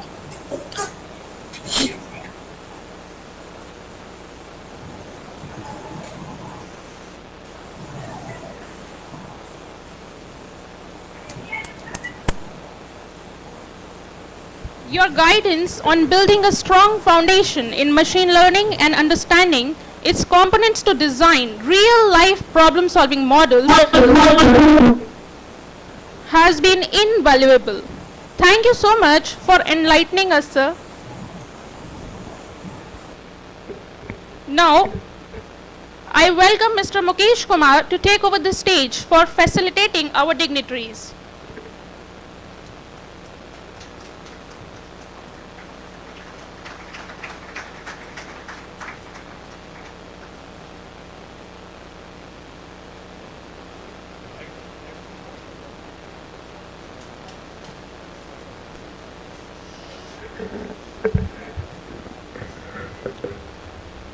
Thank you very much once again for calling me. Of course, I cannot call you as a guest because we belong to the same organization, Agra Vishwavidyalaya or Agra University or Dr. B.R. Ambedkar University. But still, perhaps this is our duty to at least felicitate those who have been working day in, day out. They should be given certain pats on their back for the hard work. But still, there are two personalities, those who are our guests also. May I call upon our chairman, sir, Mr. Sanjeev Singh, to come over so that we could felicitate once again Mr. Puneet Mishra, sir. Puneet Mishra, by giving away a floral bouquet.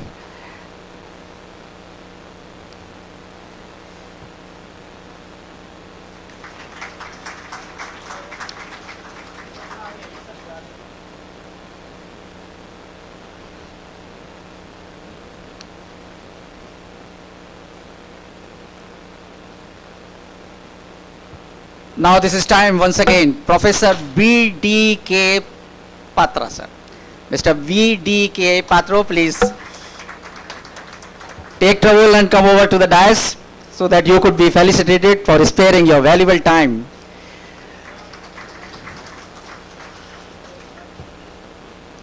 And now this is the time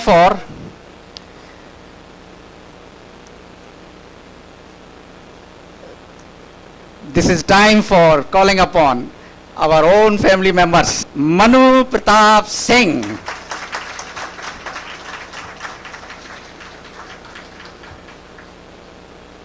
He is the pattern of organizing committee and organization.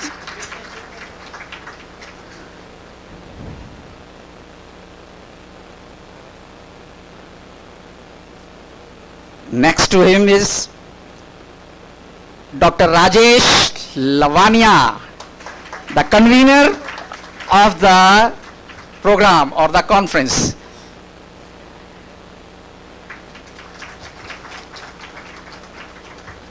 Yesterday only I came to know that he has been the teacher of my two bosses. Next is Dr. Ganesh Kumar, Program Coordinator. Mr. Ganesh Kumar. Dr. Pratibha Rashmi, Ganesh Kumar Organizing Secretary हैं, Pratibha Rashmi Organizing Program Coordinator, Pratibha Rashmi.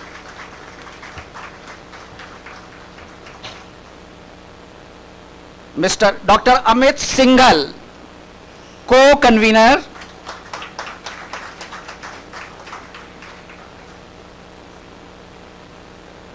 Dr. Pragya Kabra. She is coordinator but technical coordinator.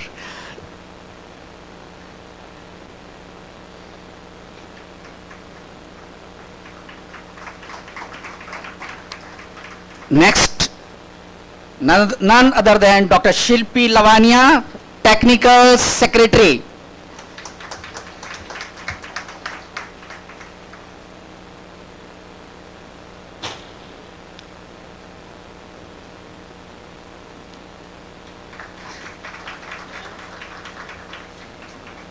So, Ganesh sir is here. Dr. Ganesh, Organizing Secretary, please come over. Nice work done you, guys, sir.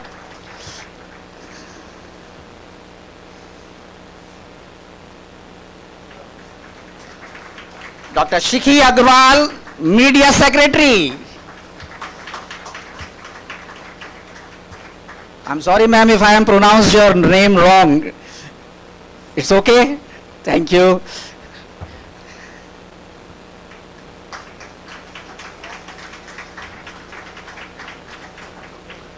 Last but not least, Engineer Prashant Maharishi, Secretary, Prashant Maharishi.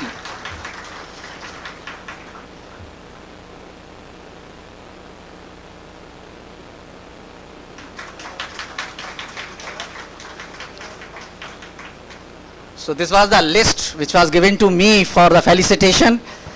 Once again, congratulations all of you. You have worked like anything as a team member and you made the program successful. Thank you so much. Thank you.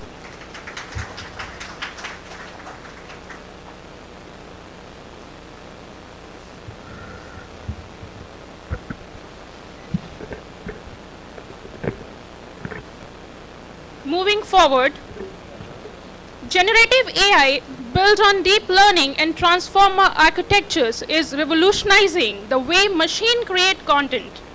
It powers text, images, music, and even design, bringing intelligence into our daily routine.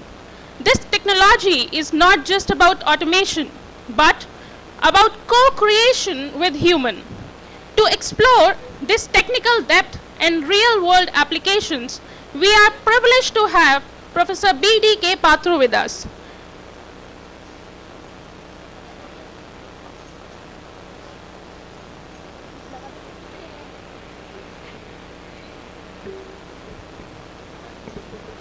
Professor B.D.K. Patru is Associate Professor and Head of Computer Science and Engineering at Rajkiya Engineering College, Kannauj.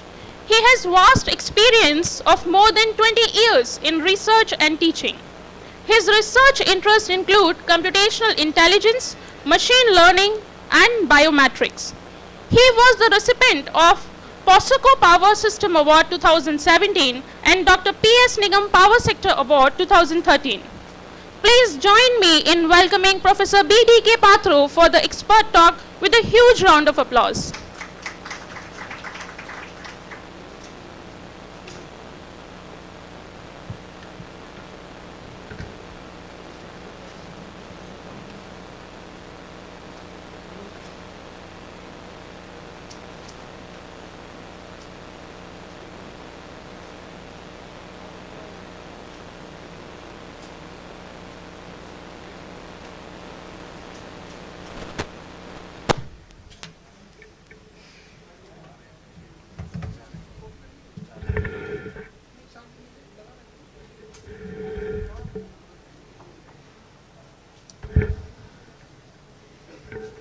Good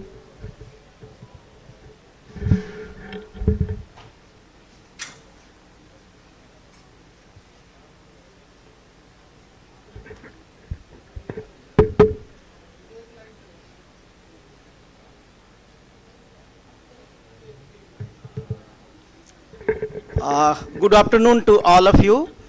I am thankful to the Director IIT, Manuji, my colleagues, faculty members, and all the dignitaries and members from this particular college, Chairman Sir, Puneet Mishra Sir, and my dear students and all the participants.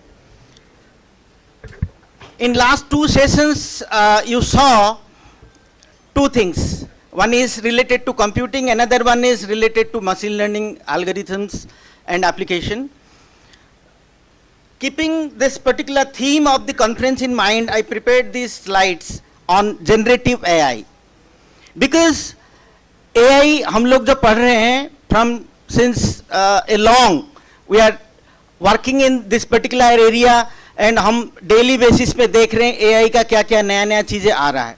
But now what is new and what is you will find in coming days, that uska answer jo hai you will find from this particular type of research. And this generative AI and its applications that is going to change our everyday life, how that we will discuss, and we will conclude with few points. And as noted that its theoretical, practical aspects and its impact in the society that we will discuss, mainly to the computer science fraternity. So the outline of my presentation includes introduction about AI and generative AI and its applications, and the main thing is that the benefits, challenges and risk generated, the risks that is involved in generative AI. Conclusion, but to make the session little interactive, at the end I will ask few questions. So there is a question answer session also, so be attentive for that. I think most of you are from computer science students. How many of you are computer science students? Please raise your hand. How many are from management? Anyway, don't worry, this is simple, it's not that much technical, there is no algorithm, only we are going to discuss the pros and cons of this technology. When we are talking about this particular introduction about AI, first we should go for the evolution of computer science, evolution or emergence of AI, what is generative AI, and what AI is, why AI is the central to the future of computer science. These topics we are going to discuss. When we are talking about AI, it was initiated during 1956 and to 74. It was the golden period of AI कि एक नया चीज researchers को मिला and people they started working on this particular area for finding different tools and techniques for designing AI based hardware and softwares. Next, during 1974 to 1980 there was a break that is called as AI winter. कुछ growth नहीं हुआ, थोड़ा downfall हुआ. Then AI again came, it became boom during the period that is 1980 to 1987. Again AI winter came during 1987 to 94. अभी फिर से हल्ला होने लगा कि AI. What is modern age AI? That you should know. So when we are talking about this AI research or theoretical foundation, it includes mainly the algorithm and complexity. During my MTech, we did research in AI related things. That is, I designed a evolutionary algorithm for a particular complex problem.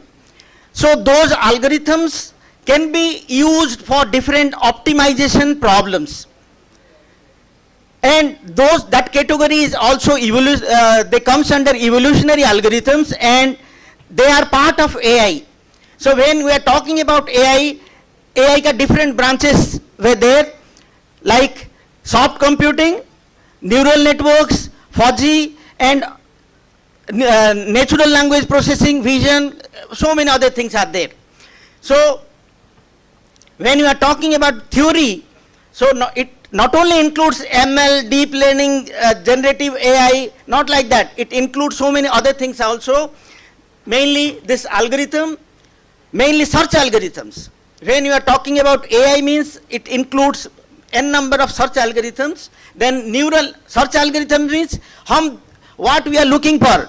Actually in real life, people are looking for solution here and there.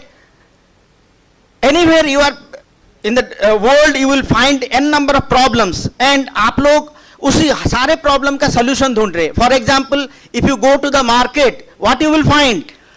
You want to search for a product with low cost and reliable. If you want to reach to a particular destination, what you will look for?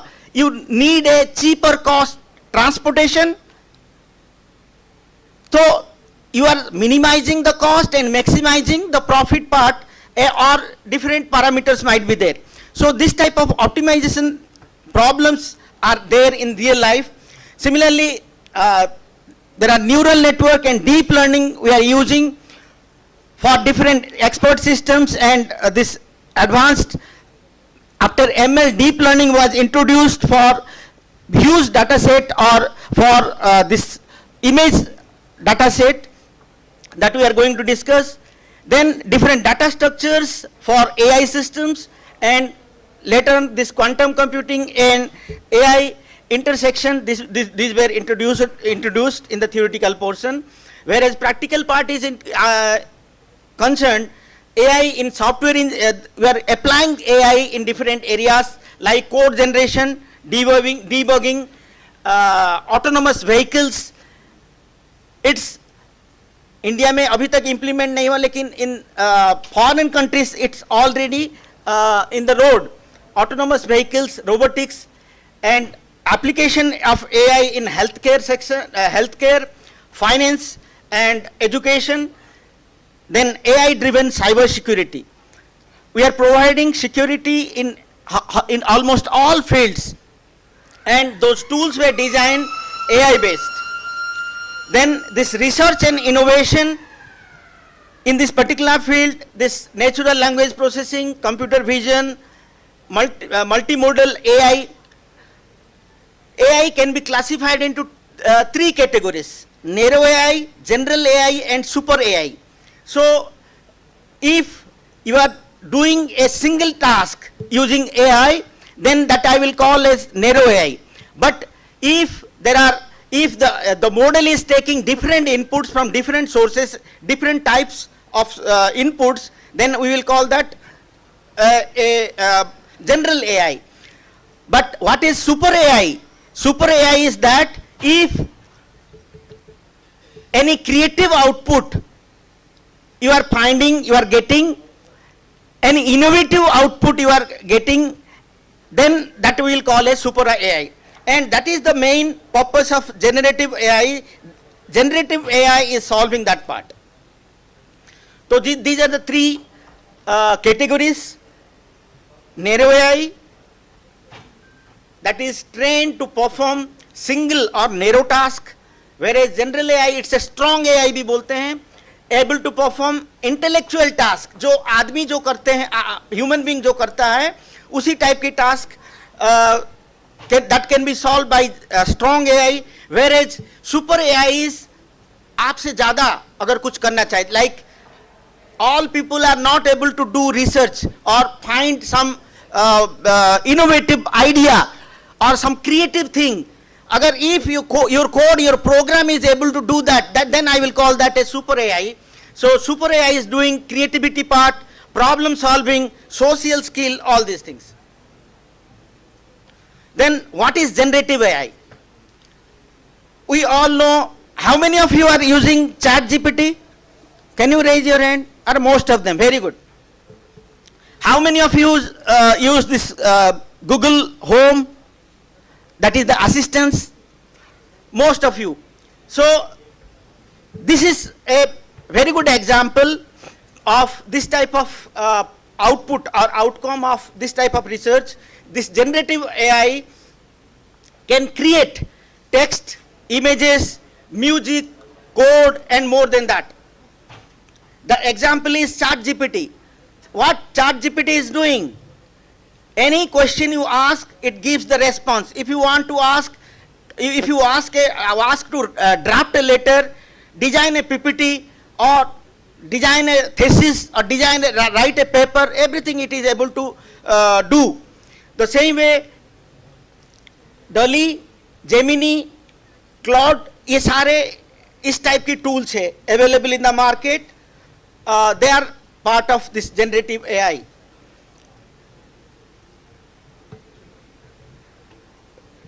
When we are talking about AI, where this generative AI lies? First, AI includes so many things. Machine learning is a subdomain. उसका भी एक subdomain deep learning. Machine learning का भी example आपने देखा. What machine learning is used for? There are n number of machine learning algorithms. If you are having a small textual data, small numeric data set, then you can apply different algorithm for classification or some prediction sort of thing. The same way, if you are having a huge image data, for example, in your medical diagnosis, you are having some CT scan reports of 1 crore, 1 lakh patients. On the basis of that data, you want to find some conclusion. So for that, you have to apply deep learning. The same way, there are so many approaches available, but the constraint is that machine learning you can run in your system, but for deep learning, you need some GPU systems. High computing application is there. So the same way, again, उसका भी एक part है, subdomain है. If you apply a specific technology technique to that deep learning model, like transformers, encoders, and some other optimization tools, then we can design a generative AI application.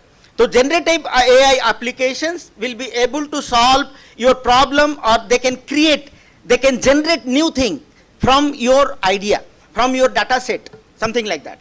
So it is a subdomain of artificial intelligence that learns from large data set and uses this understanding to produce entirely new outputs that resemble the original data. Original data की साथ ही वो match करते हुए वो एक नया चीज बताएगा. जैसे कि फॉर एग्जांपल अभी स्टार्टिंग में आपने एक टूल यूज करके हमारा फोटो भी लगाया गया था. That is a AI generated tool. Photo. The same way, you can generate text, you can generate images, you can generate video, you can generate fake video, something like that. Deepfake सुना है नाम? Deepfake. There are different deepfake videos available in the market. That is also a outcome of this type of research.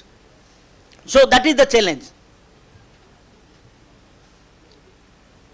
So generative AI across diverse domains, you can find applications, problems, solutions of by using generative AI in different domains. For example, natural language processing. जैसे कि ChatGPT जो है, it's part of that. It's generative AI can craft realistic text, such as articles. वो article लिखता है. The same way, stories or even chatbot conversations. आपने देखा होगा आजकल सारे वेबसाइट में एक चैटबॉट लगा रहता है कि that is not a human, that is a program, AI program. आप कोई भी क्वेश्चन पूछ रहे हो, वहां बीपीओ से कोई जवाब नहीं आ रहा, वो मशीन या कोड आपको रेस्पॉन्ड कर रहा है. तो something like that you can have a conversation with that. The same way you can write A article You can write a story, give some idea to this code, and it will generate that. That is advanced natural language processing. The same way computer vision. If you apply generative AI with this computer vision, it can create impressive images or even lifelike faces of people who are not real. आपने आजकल movie भी देखा होगा, deep fake or this generative AI generated images and movies clips you will find in the market. Similarly, audio generation, even आप एक गाना बनाना चाहते हैं, एक स्पीच बनाना चाहते हैं, तो it will generate from the data that you provided. अगर लार्ज डाटा सेट है तो उस डाटा को लर्न करके उसकी बेसिस पे वो अपना एक आर्टिकल या एक ऑडियो या एक वीडियो बना के देगा. That is the audio generation. It can compose music that mimics various styles और even synthesize human like voices. Similarly, video creation, it can generate animations or deep fake clips.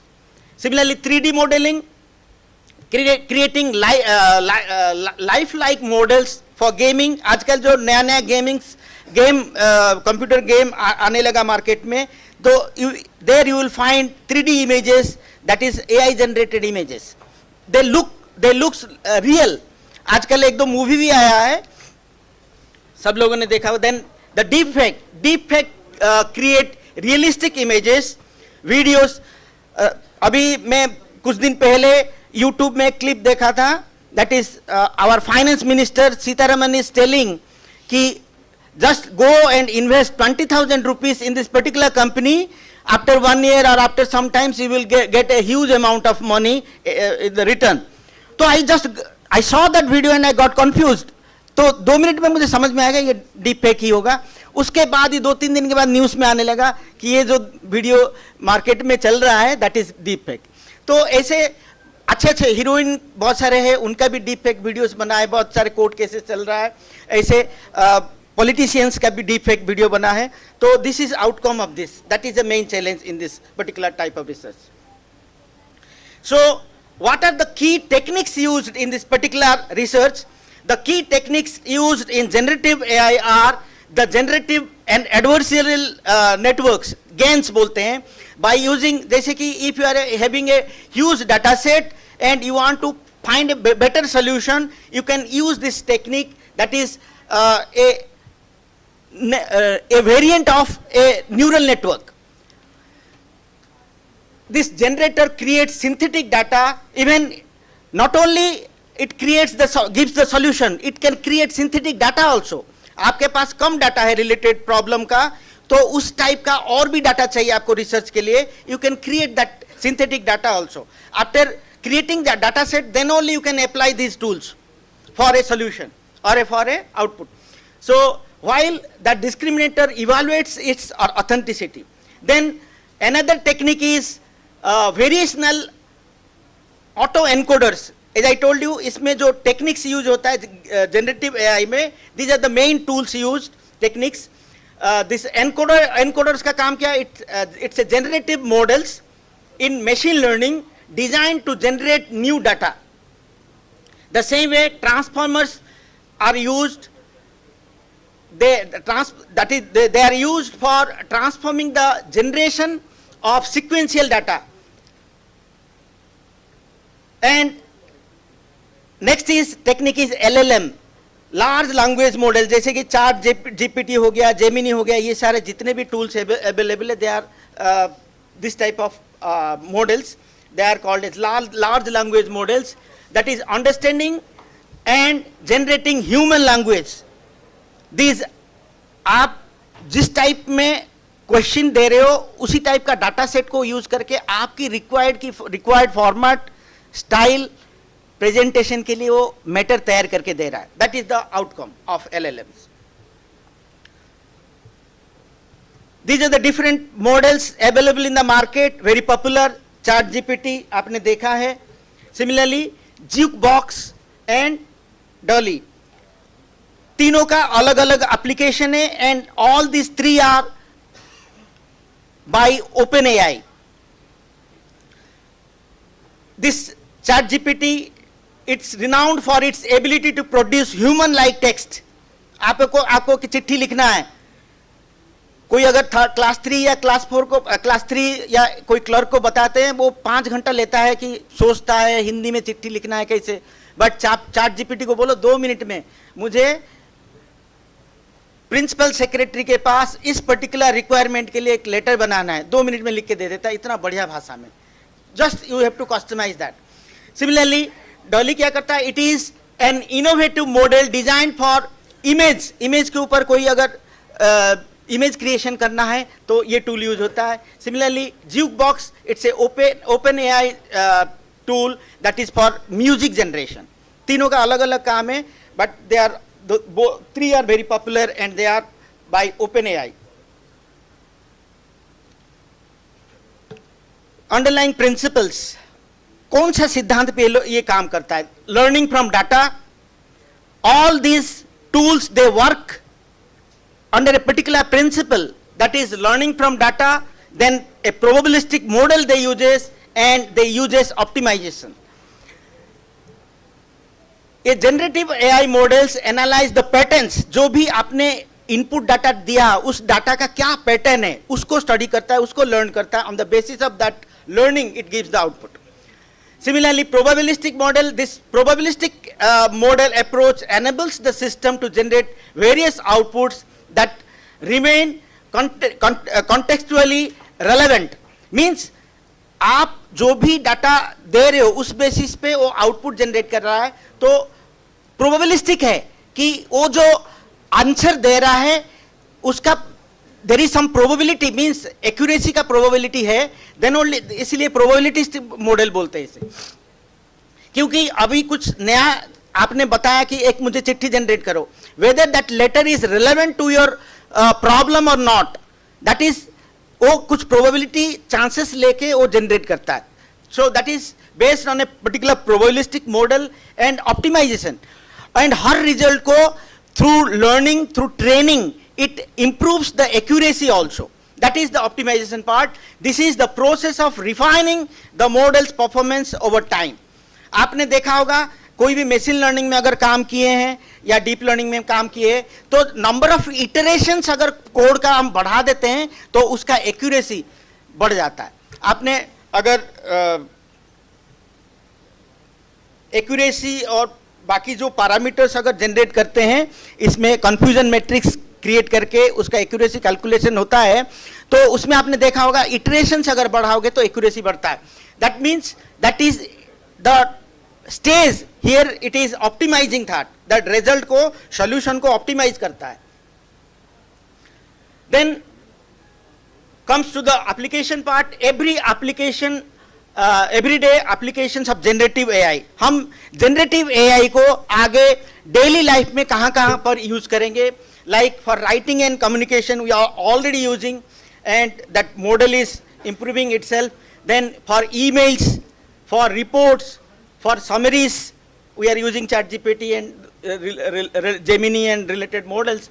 Then learning and education. Education and learning के लिए भी different explanations, quizzes, different virtual tutorials that you can design using these tools. Then creativity में, as I told you, a machine you can design, it can do the art part. Artist जो करता था वो machine भी कर सकता है.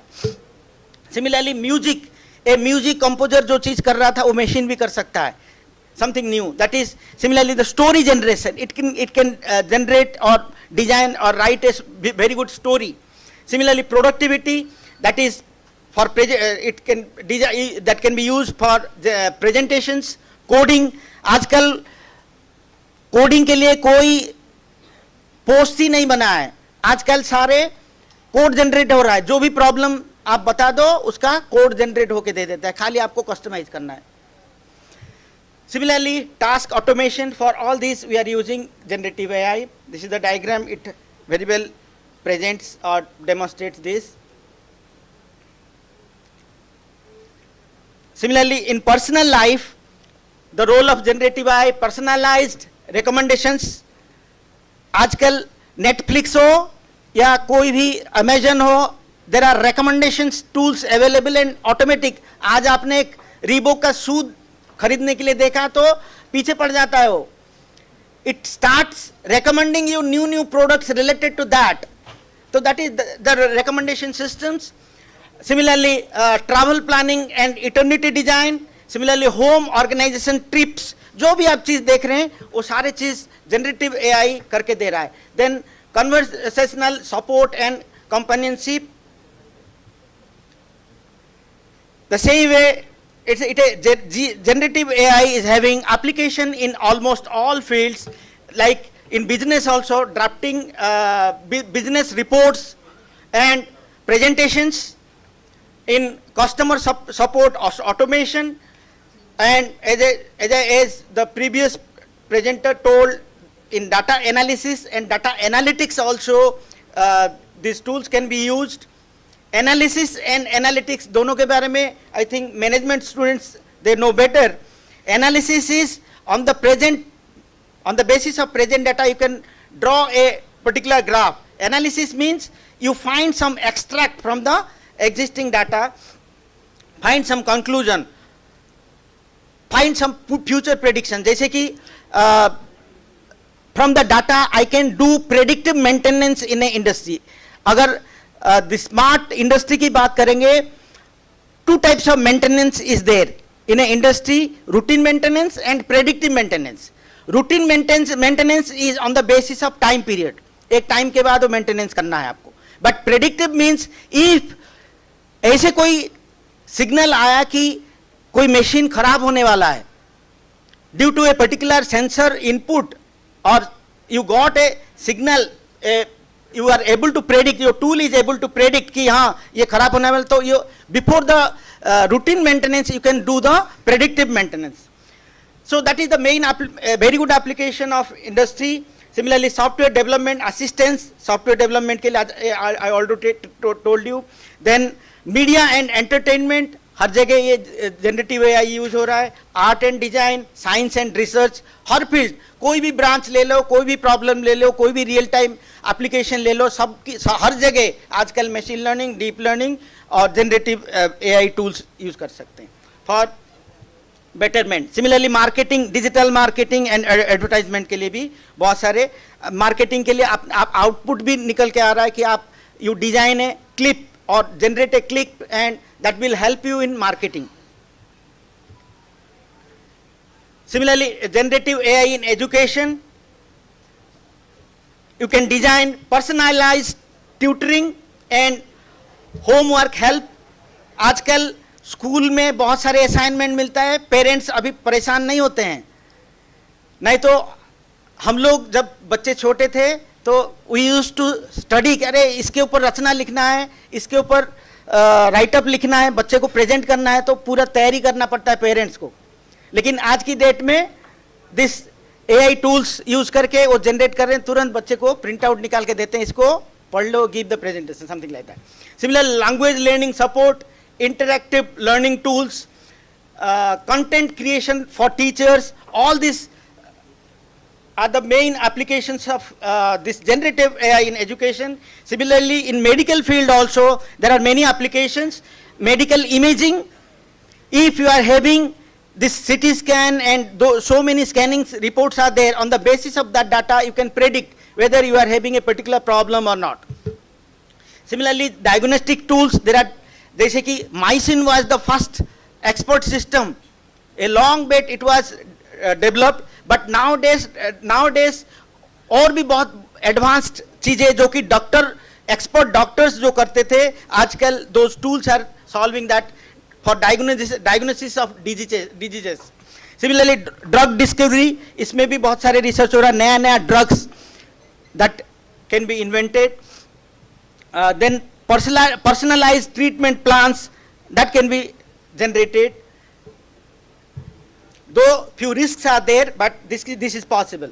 Similarly, generative AI in creativity में digital art design, music, lyrics generation, this I already covered. Then gaming. Now, what is the benefit of generative AI? The main benefits are it saves time. आपको अगर एक 100 line का programme लिखना था तो it use to टुक, मतलब you need minimum, expert भी हो तो एक दिन चाहिए 100 लाइन्स का प्रोग्राम लिखने के लिए. बट अभी क्या है, 10 मिनट में आप खाली प्रॉब्लम बता दो, कोड जनरेट करके दे रहा है. You can just customize and execute your code, just input आप दीजिए, output you will get. Similarly तो आपका एफर्ट और टाइम पूरा बचा देता है. Similarly it boosts creativity and innovation.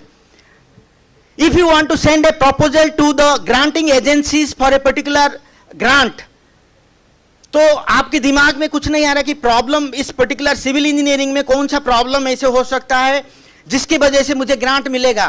तो you can ask to these tools, they will suggest you कि n number of areas where you can get that grant, just उसका प्रॉब्लम और create that is possible. Similarly, enhances the productivity in organizations and industries, accessible to everyone. These tools are accessible to everyone. Everybody can use this. There is no limitation. Similarly, what are the challenges in this particular tool or this particular AI this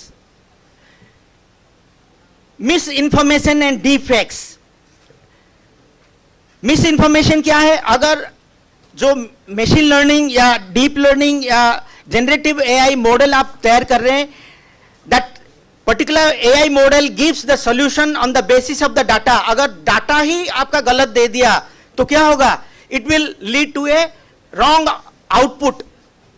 तो that is called as misinformation. The same way defects, it creates problems. Then data privacy and security and bias in AI outputs. कभी कभी क्या है, आपने जो tool बनाया थोड़ा अगर बायस बना दिया कि एक पर्टिकुलर कैटेगरी के एक पर्टिकुलर चीज को सपोर्ट करता है, तो that is wrong. That is based on the this particular input size और input type you are providing. Similarly over reliance on AI tools, that is a main challenge and risk. Then future of generative AI, this is more natural human AI collaboration and AI companions and assistants everywhere. आगे जाके हर जगह में आपको AI assistants मिलेंगे for your support. That may be your professional life or your personal life. Similarly, smarter workplaces. As you all know, everything we are looking for is a smart thing. You are using smartphone. You are in a smart campus. You are sitting in a You are residing in a smart city, something like that. हर चीज आपको smart चाहिए. कभी भी आपको कोई भी solution चाहिए तुरंत मिलना चाहिए. ताली बजाते ही लाइट ऑन होना चाहिए और आपका वॉइस इंस्ट्रक्शन से आपका एसी टेम्परेचर कम या ज्यादा कर सकते हो. तो ये सारे चीज, तो that is called a smartness. That is the future of this generative AI. So this type of tools are going to be used in almost all fields. So smarter workplaces and personalized learning and ethical and responsible AI use. These are the main challenges. Now question answer session. Which generative AI tool focuses on image synthesis from text prompts? Any participant or student raise your hand. हाँ,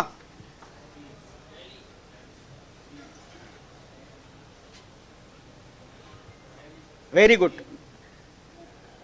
इनका नाम note कर लीजिए. इनको एक कलम तो देना चाहिए आप.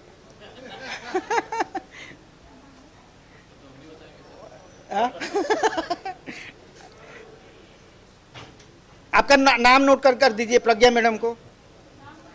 चलिए next question. Which of these is not an application of generative AI? Raise your hand. Raise your hand. हाँ, यू कैप वाला. और कोई आंसर? Music composition. और कोई? हाँ, बी जेनेटिक सीक्वेंसेस. खड़े हो जाओ आप. मैंने बोला था वर्चुअल रियलिटी भी आज की डेट में जो डिफरेंट क्या बोलते हैं एजुकेशनल टूल्स एप्लीकेशंस बनता है. आपने वर्चुअल आर्गुमेंटेड रियलिटी और वर्चुअल रियलिटी वाले प्रोडक्ट्स देखा होगा, अभी यही मॉल में ही अवेलेबल है. तो उस टाइप की virtual reality models can be generated also. Text generation भी होता है, म्यूजिक कंपोजिशन भी होता है. Only genetic sequencing. Genetic sequencing किसका काम है? It's a part of this bioinformatics and biotechnology.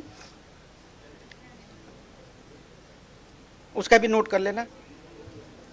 Third, what is generative AI primarily used for? Raise your hand. एक लड़की, गर्ल्स. हाँ, कंटेंट जनरेशन. डाटा एनक्रिप्शन नहीं है, हार्डवेयर डिजाइन नहीं है. वेरी गुड, इनका भी नोट कर लीजिए. Which principle involves analyzing patterns and structures within large data sets? Which principle involves analyzing patterns and structures with large data set? Optimization, learning from data, probabilistic model, neural networks. हाँ, यो pen. हाँ,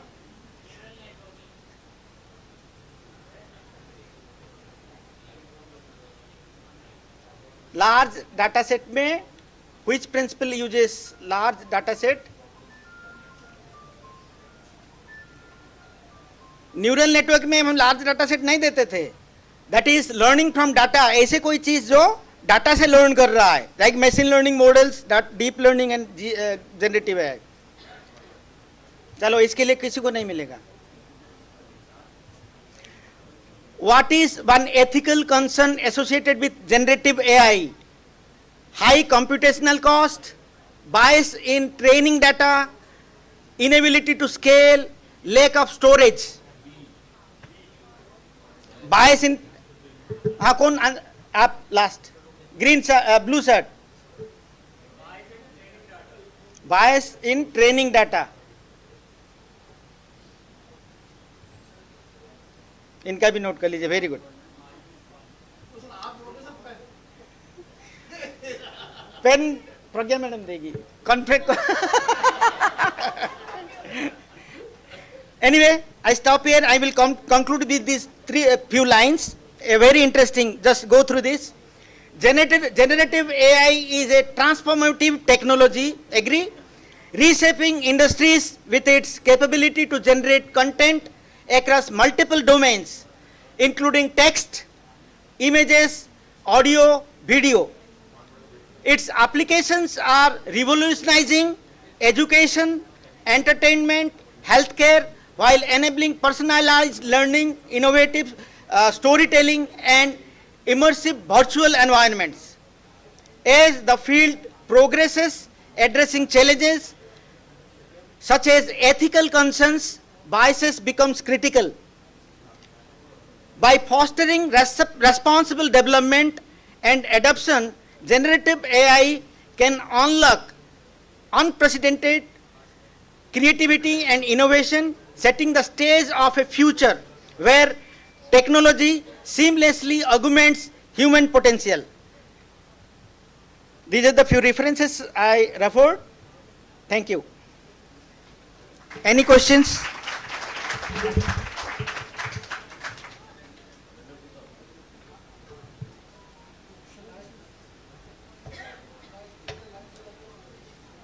Thank you.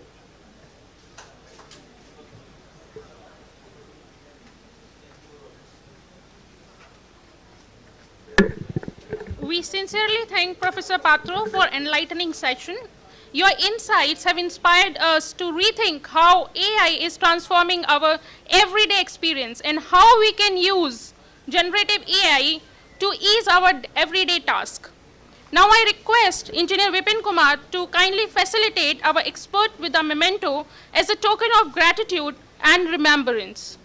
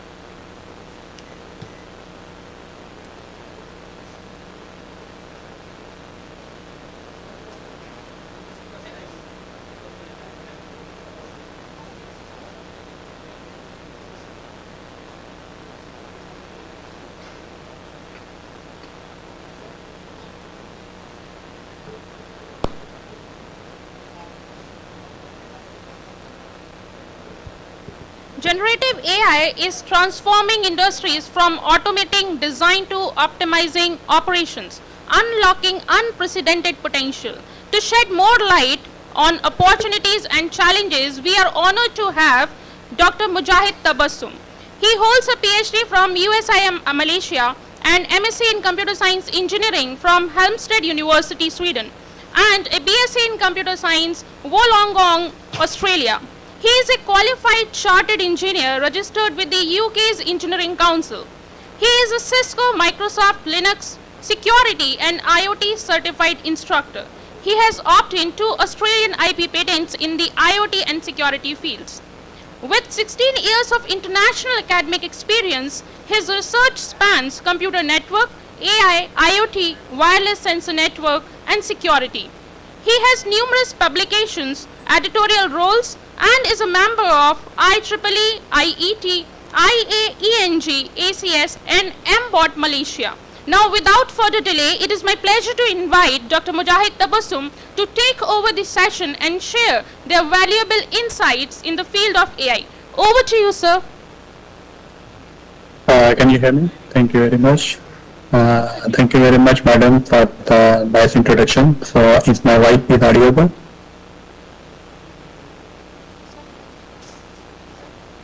Is my voice audible? Yeah, okay. Good afternoon. Thank you very much for inviting me for this session. And this is a great pleasure for me to join this international conference on future of computer sciences with AI, theory, practice, and impact of 2025. So, can you hear me, guys? Hello? My voice is clear. Yes, sir. You are audible and all PPTs. Okay. Yeah. So my PPT is shareable, right?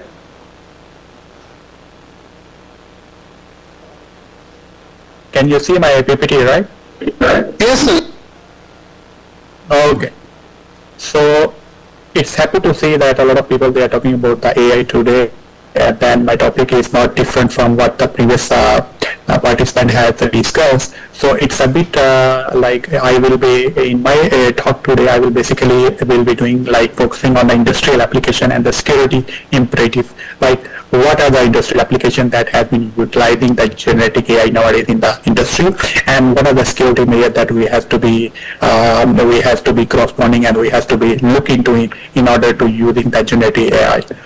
So let's start to look into the table of content. So these are the table of content what I'm going to discuss in this session. So I will discuss a little about introduction, industrial application, and then how does Gen AI has been evaluated for the last 20 to 30 years, and what are the basically security requirements that we have to be considered when we are applying or we are dealing with this kind of system, and what is the future where we are looking at after 5 to 10 years at how it is going to be help us.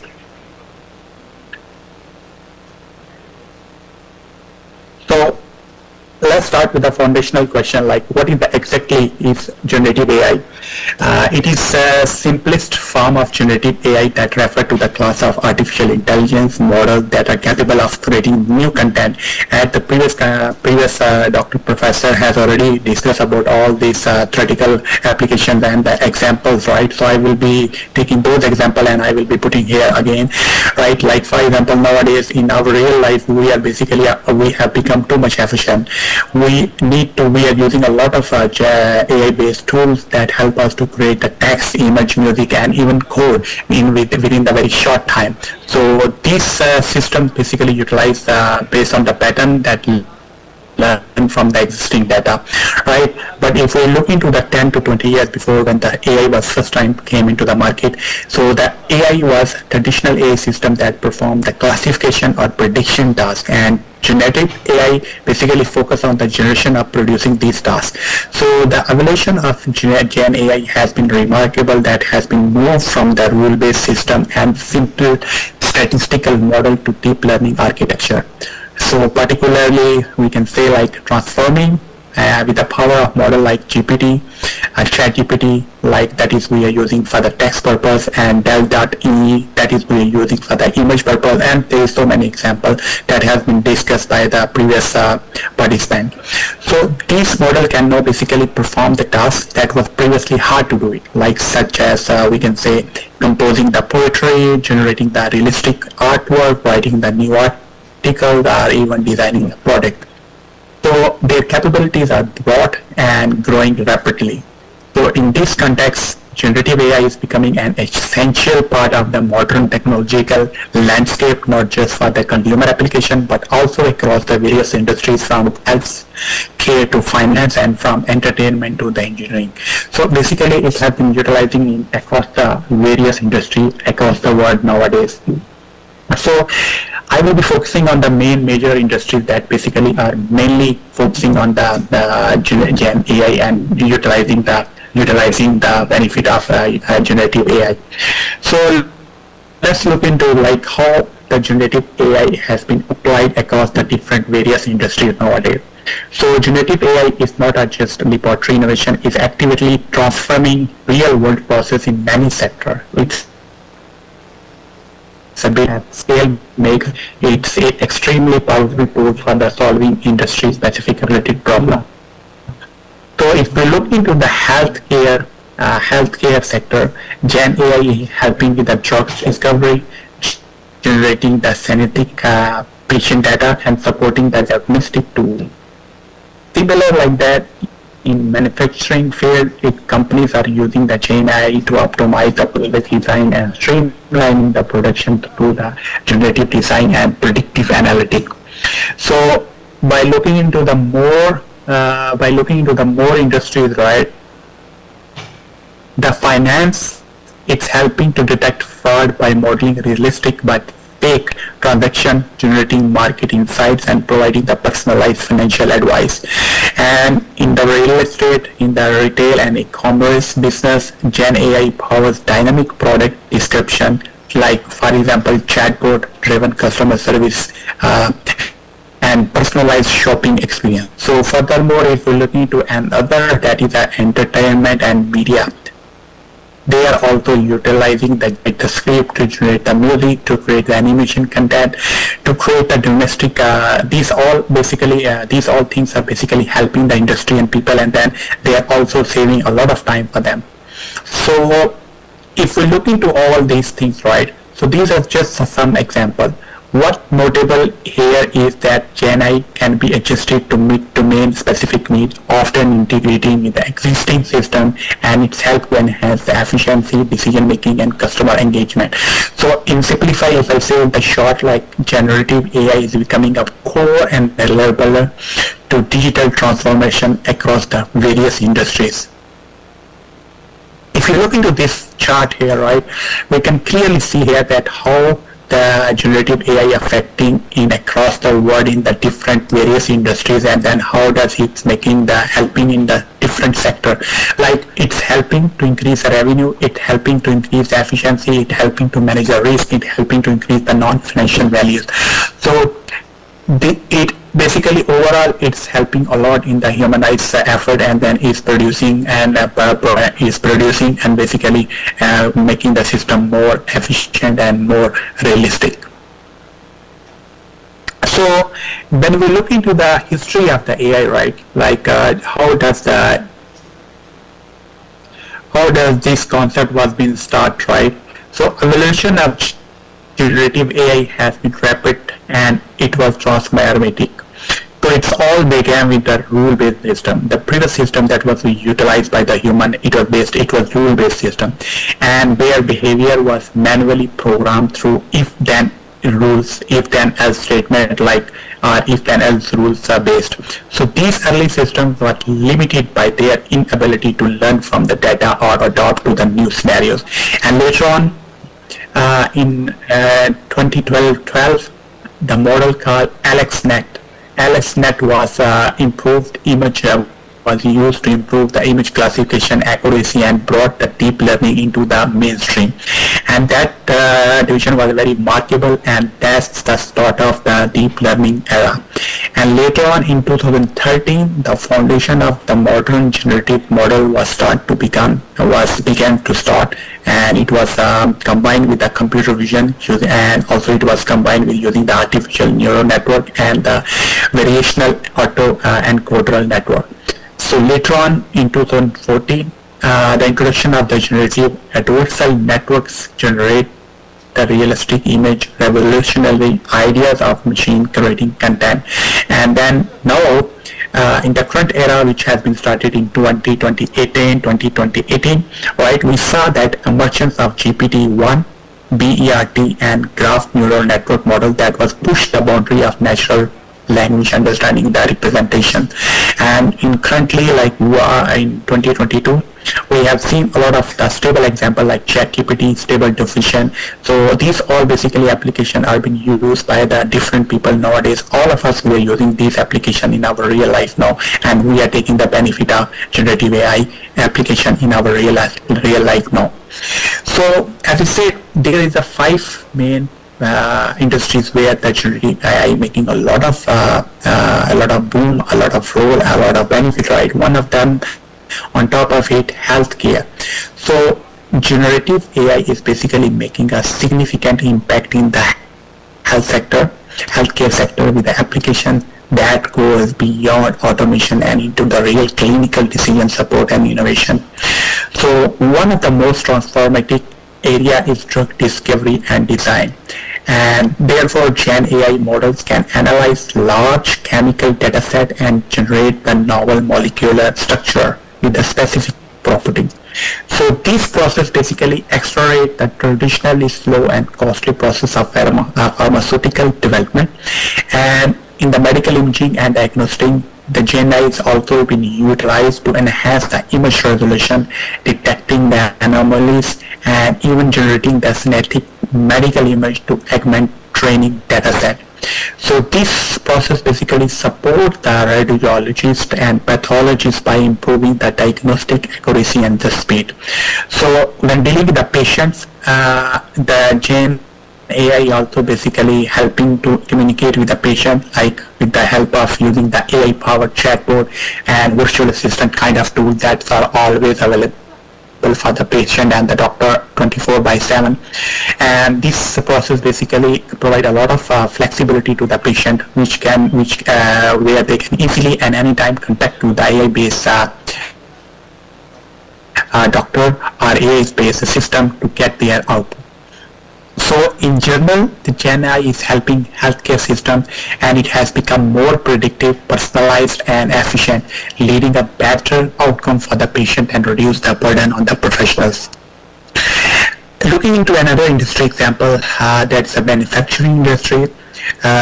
Gen AI is basically rapidly reshaping the manufacturing industry by optimizing design, improving the operational efficiency, and supporting the intelligence automation. So one key case is like product design optimization. If we use the Gen AI, it can help us to analyze the functional requirement, and it can help us to generate the 100 of possible design variation. And this was not basically possible in the earlier area where everything was done by manually. So this process is known as a generative design. It's lead to the lightweight, cost-effective, and innovative application. Impactful application, we can say, is a predictive maintenance, like by learning from the when equipment is likely to fail, and they can implement the proactive maintenance. And this process basically reduces the unplanned downtime and improves the asset utilization and save a lot of cost for the customer. So Gen AI also supports the automated generation of design, blueprint, and part specification for the tool, machinery, and end-to-end product completion. So these design can be fed directly into the 3D printing, enabling faster prototyping and customization.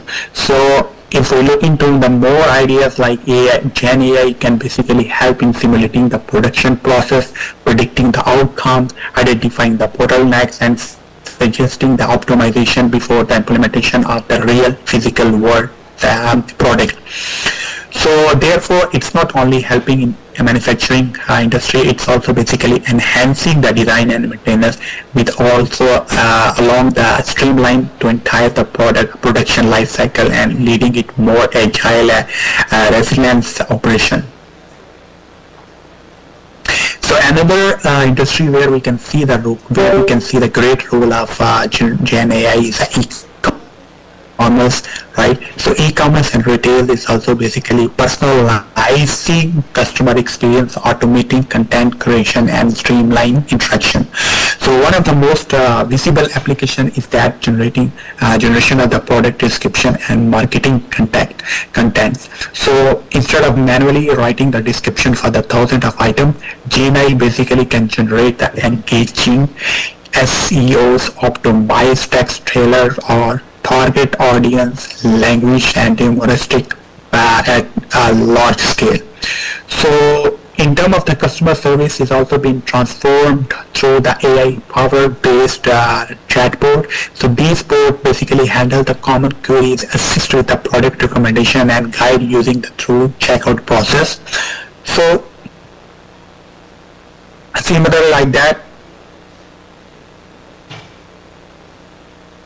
Gen AI enables personalized shopping experience by generating the product, driving the both engagement and the sales, right? So therefore, the AI-based and Gen AI-based tool nowadays, almost every industry has been utilizing and getting the their benefit and utilizing their benefit. So this is one of the example I can show. And he want to generate.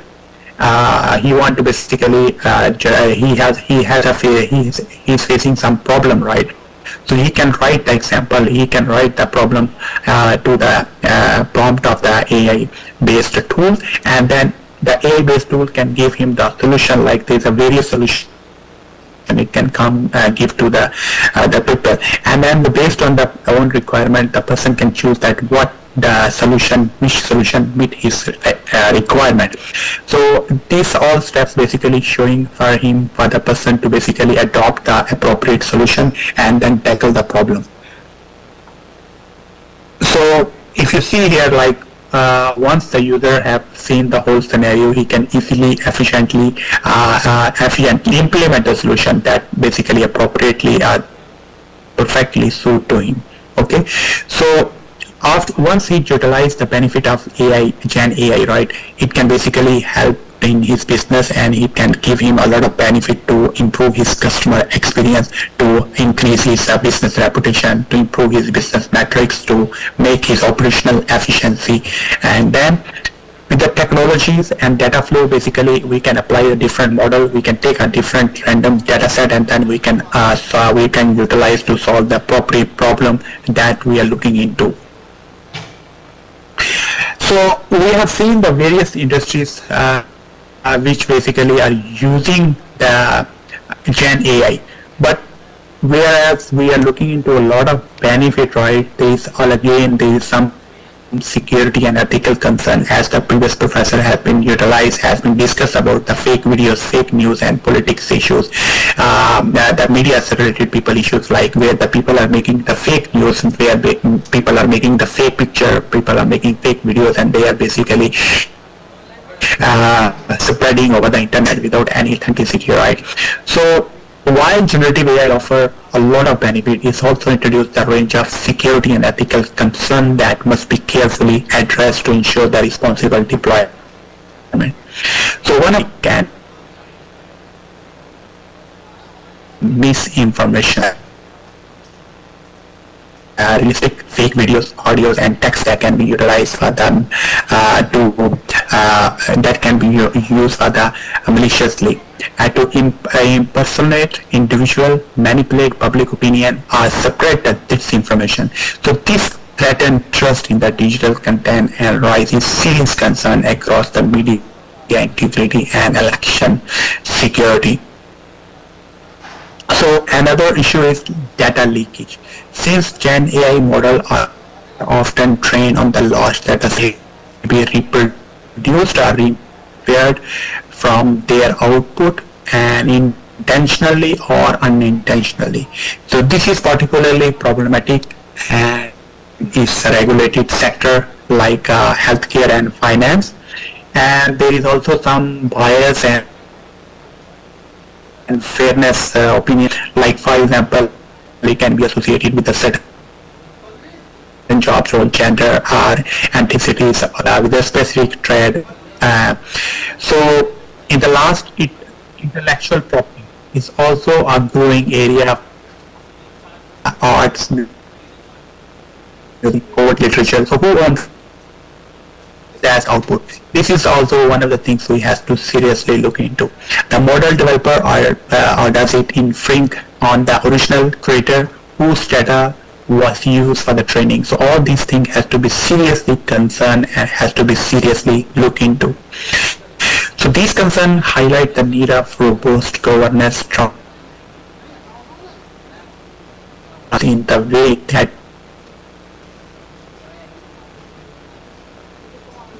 both innovative and responsible. The security requirement, right? We have to basically implement and we have to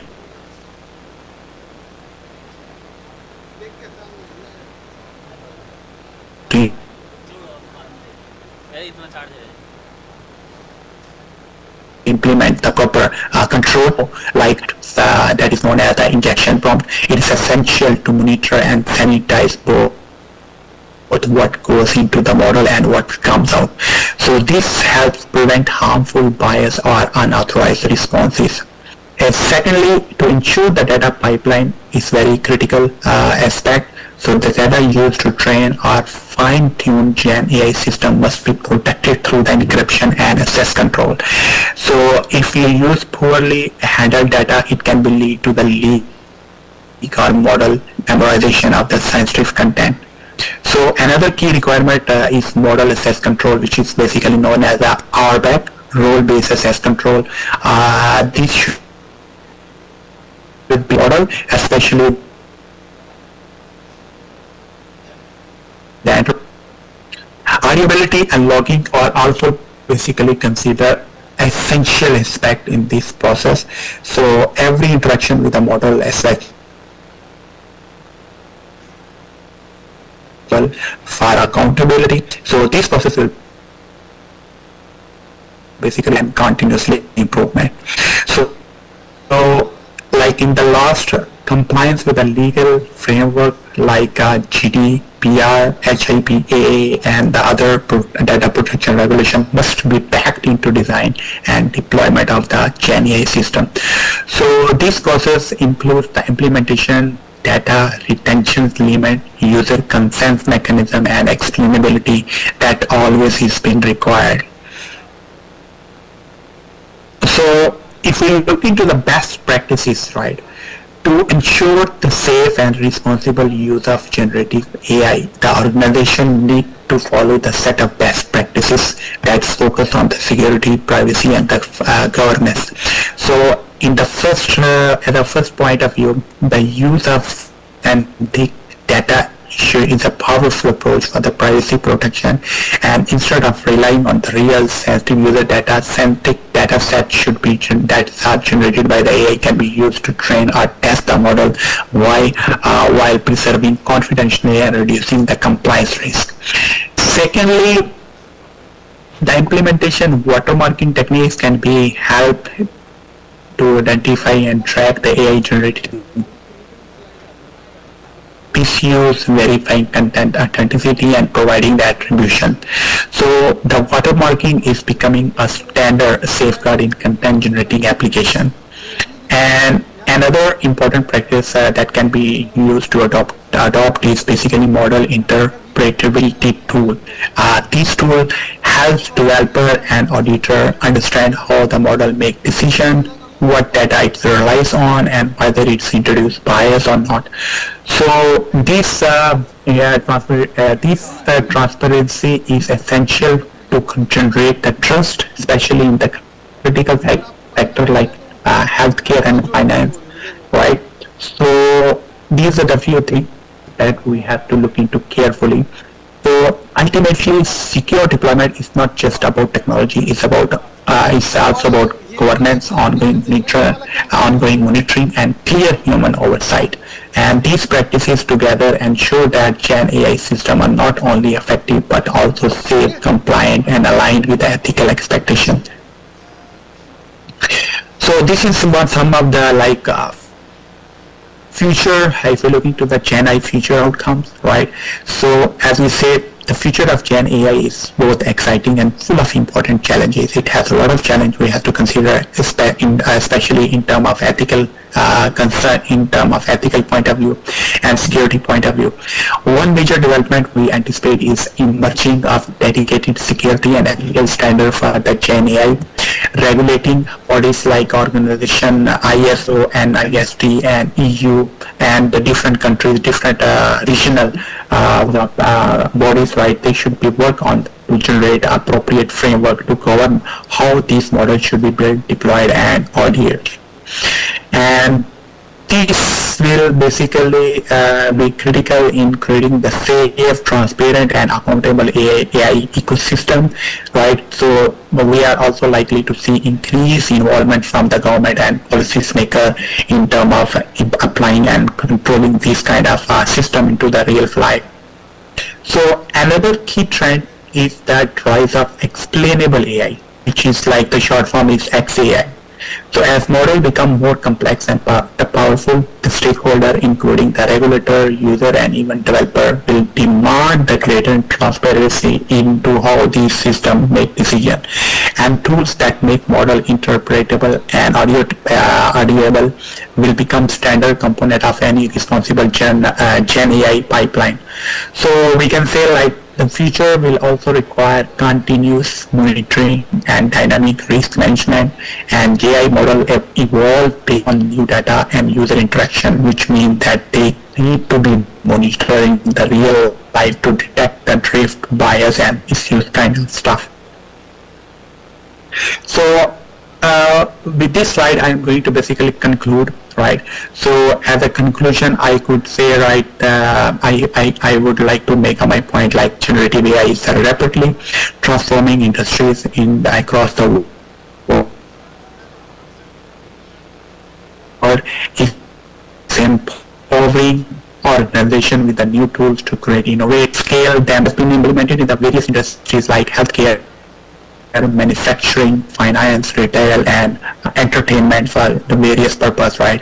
So there should be the proper rule and regulation that can basically help us to see what is the bias and what is the good and bad things are happening because of these AI-based tools.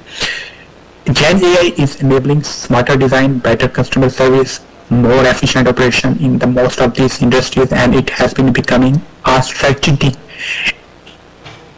asset across both public and private sector. In this journey, innovation and governance must go hand in hand, and the future of Gen AI is depend on our ability to not only push the boundaries of what possible, but also to do so in the way what is trustworthy, inclusive, and sustainable. And listening to me and giving me such a nice time, and it was such a nice and great event.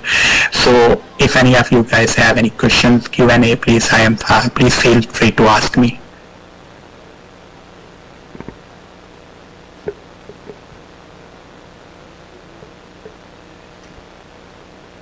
Any questions? Thank you, sir, for an enlightening session on generative AI and its industrial applications. Your insight into the immense potential and critical security considerations have given us a deeper understanding of this transformative technology. Ladies and gentlemen, let's give a big round of applause to Dr. Mujahid Tabassum. Thank you very much.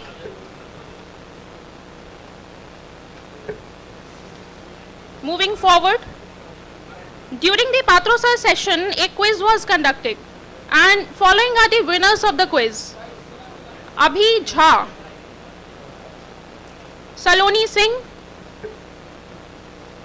Ayush Pal, and Nitesh Pandey. I request Patro sir to please bless these kids.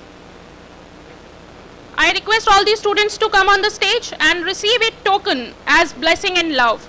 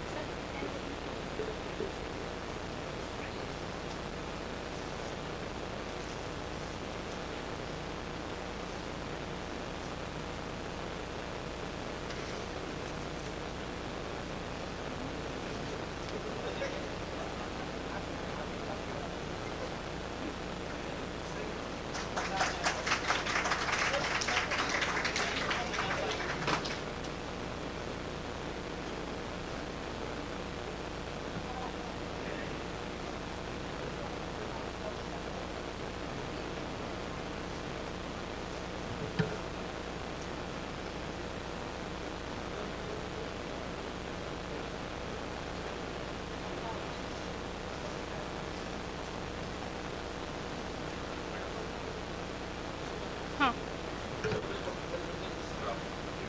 Complete ही करा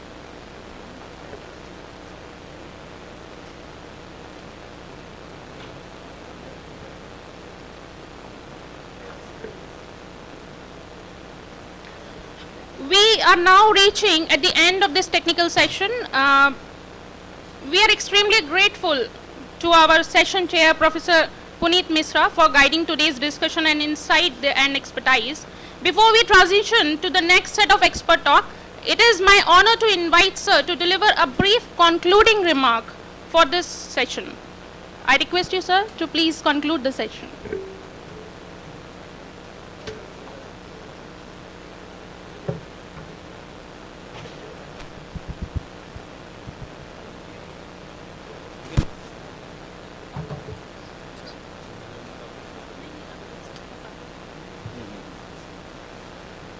So, thanks to the organizers, first that they had given me a chance to be a part of this conference, international conference on future computer science with AI, theory, practices and impact 2025. I'm here from last day attending all sessions, and I got very good insight since the students are there. First of all, I'll convey my regards to the chief patron of the conference, Professor Ashu Rani, Vice Chancellor BRAU, that is University, Bhimrao Ambedkar University, Agra. My friend and elder brother, Professor Manu Pratap Singh, who is Director IT, who is the show creator, I say. He managed a beautiful event with the help of a strong team consisting of Professor Rajesh Lavania, convener, co-convener Mr. Dr. Amit Singhal,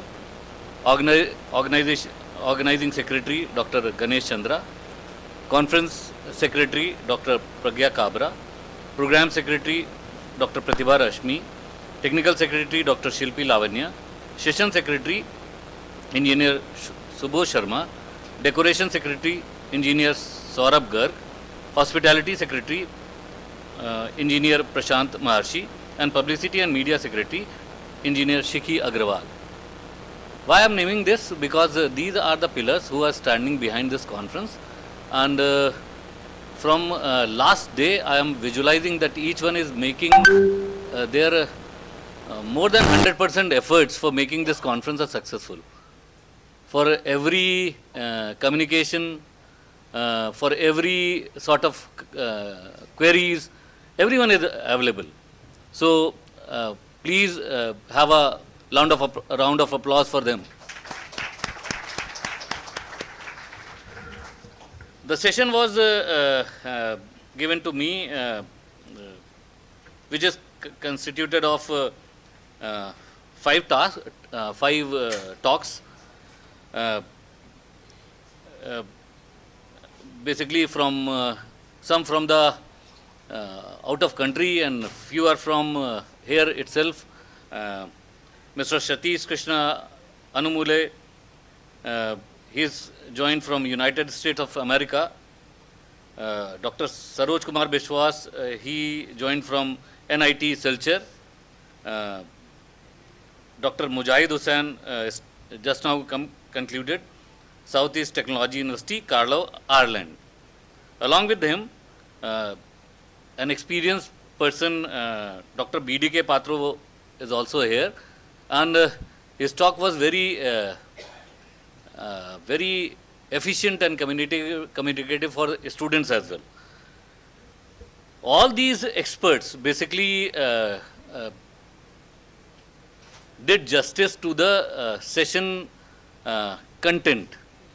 Since the session and the conference is basically futuristic approach of AI, so all these basically given their talks on the front that what AI is coming now, what's in near future, what you are going to see.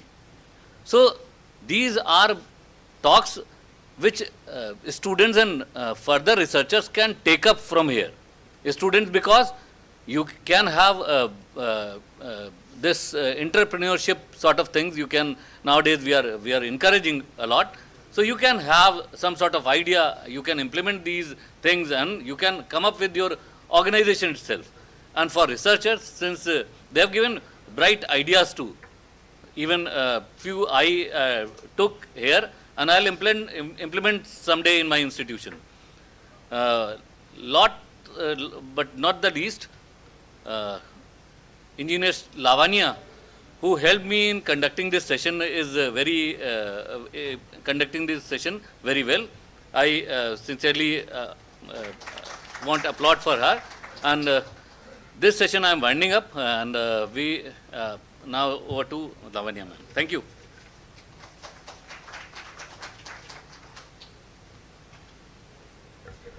Thank you so much, sir.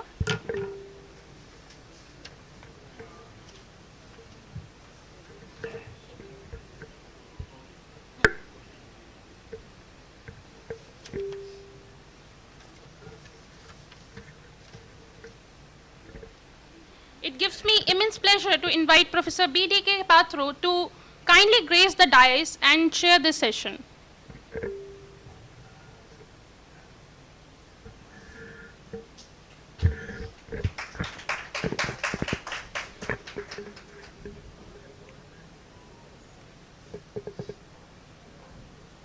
I would request Engineer Chandan Kumar and Engineer Rishabh Upadhyay to kindly facilitate our session chair with a bouquet symbolizing our deep respect and appreciation.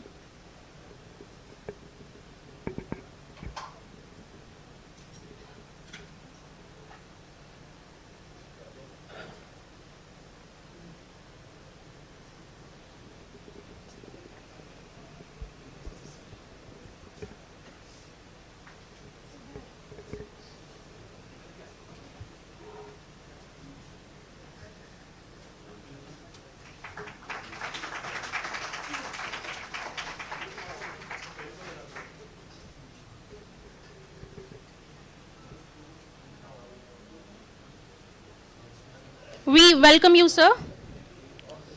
So now we have reached to the end of the session, and with the end of the session, I would say that AI is revolutionizing healthcare also, enabling faster diagnosis, smarter treatment, and life-saving precision. With CNN applications, we are witnessing a two-paradigm shift in medical science. To give us deeper insight into this transformative journey, let's welcome our next expert, Professor Puneet Misra, to deliver his talk. Please welcome, sir, with a huge round of applause.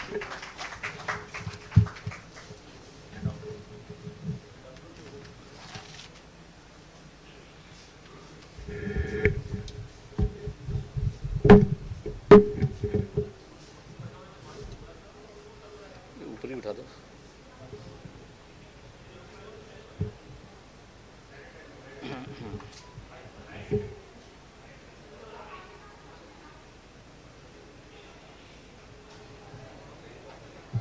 हाँ laptop चाहिए.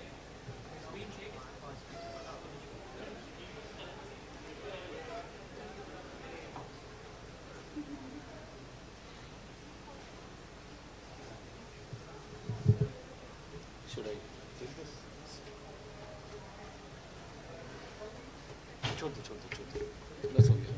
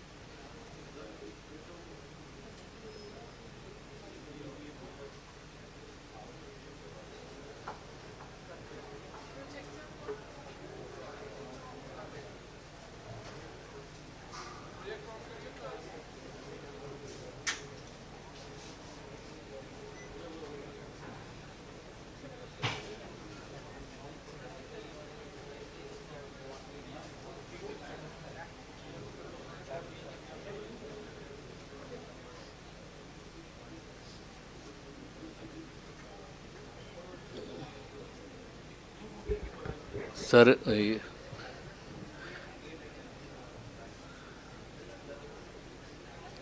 Chairman sir, with your permission, should I start? Okay. So am I audible? So that's good. So this is the first message I am willing to give you.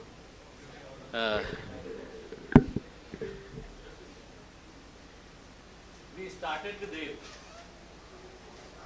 And with due course of time, we become humans. And again, with gadgets, we are again going to become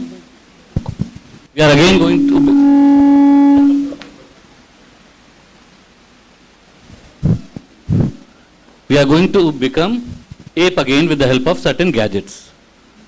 So message is very loud and clear. The first thing when you wake up daily, you start with your day. What device or gadget you start with? Mobile phones. And the last gadget, when you are about to sleep, you end up your day with, again, mobile phones. So basically, gadgets are making us a slave now. So being a computer scientist, my very first submission is that technology should be used for a change around us, not for making machine-like changes in humans. Again, there's second picture. We started with ape, again, and with machine in us, we are going to become humanoids. So, the message again is that technology is for use. Technology is not for implementing it in ourselves. If you are going to do that, again, that will be curse for humanity. So, I am the last speaker between you and your lunch. So it's better you listen me, or I'll make the duration longer. Sir. So, this is again, avirodhataya karma na vidyam vinirvartiyet vidya vidyam nihantev tejas miring sangvat. This simply says, एक छोटा सा संस्कृत में श्लोक है, अस्तो मा सदगमय तमसो मा ज्योतिर्गमय. And this quote again says like that, action cannot destroy ignorance, for it is not in conflict with ignorance. Knowledge alone destroys ignorance as light destroys dense darkness. So, here I am going to start. We are of AI, but still there are unanswered questions. Even ChatGPT, Gemini doesn't have answers for these. How does a human mind works? There are explanations, but still those are very vague. Then the second question is, can non-humans have mind? If the answer lies with you, again, you will have a pen from me. But still, these are unanswered because we don't know how we store our things in brain. If we might have understood that, we might have prepared a pen drive and I took my all data and passed it to my next generation. So that is the basic thing. So still things are very not clear, but still we are talking about of AI and all. So first we have to understand about intelligence before going to AI. And is that AI serving the purpose or it is beyond AI?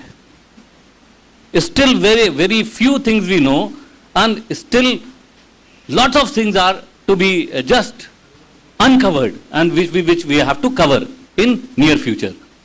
And all these are future engineers and future technocrats, future management graduates. It's their turn to uncover all those things. When I tried to get the meaning of intelligence, I gone through various dictionaries, and those dictionaries basically given me various meanings, from the capacity to learn and solve problems, the ability to gain and apply knowledge or skills, to understand and learn things, to think and understand instead of doing things by instinct or automatically. So when I summarize these all, three things basically came. The first thing, the ability to solve novel problems. The second thing, the ability to act rationally. And the third thing, the ability to act like humans. And from here, people started about AI. So, the next question is, what's involved in intelligence? And how we do things.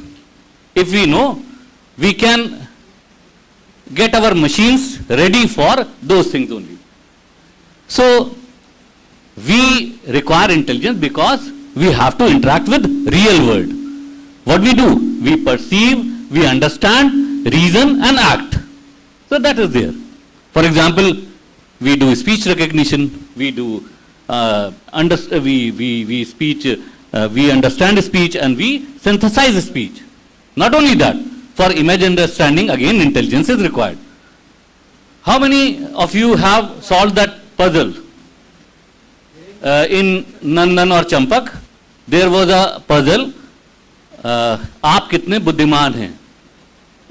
And most of you might have, there are two pictures and you have to find how many differences are there. If 6, you are average level intelligence. So from there it came. Then ability to take actions that have an effect. Not only that, for reasoning and planning, for that we use for modeling the external world, given input, and solving new problems, planning, and making decisions.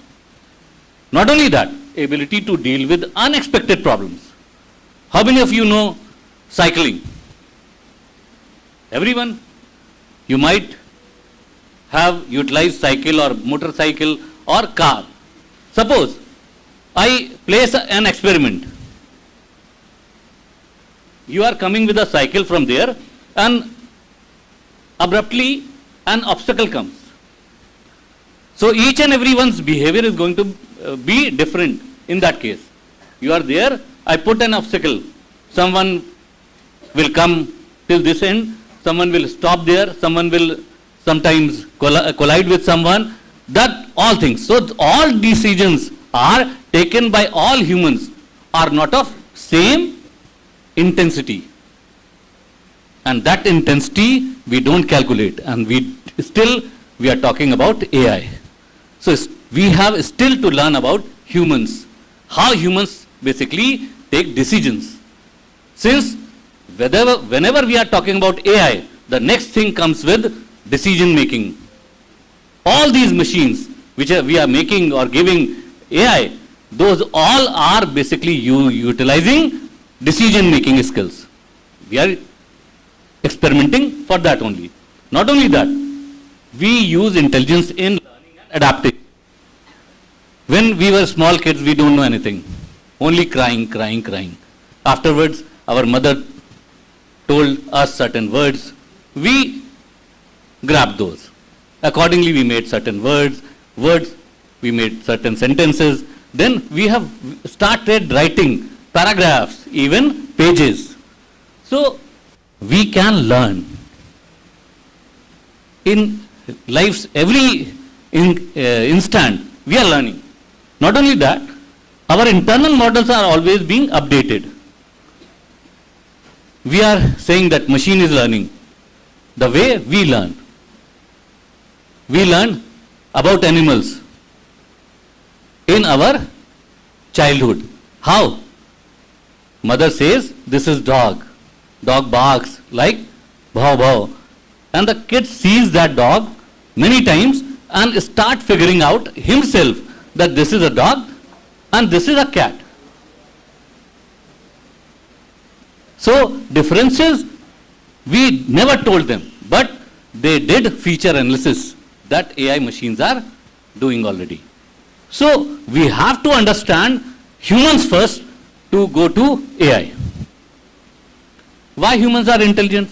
Since we show intelligent behavior, we learn from experience, we apply knowledge acquired from experience, we handle complex situations, and we solve problems when important information is missing. How many of you solved theorems in class 7th, 8th? So sometimes you miss a step in between. Then what do? You start from last and you make it to the first one. So that we do. Since we are intelligent, we react quickly and correctly to a new situation. Even we finalize priority list. What is important for us? We understand visual images, we process and manipulate symbols. Even when we move outside a city, we see certain symbols which are signboards, and we understand restaurant is here, petrol pump is here. So we do that. That is symbol manipulation. We are creative and imaginative, and we use heuristics. And all these capabilities we all want in machines now. So for making a machine AI, you have to give these capabilities to a machine. So AI have started long back.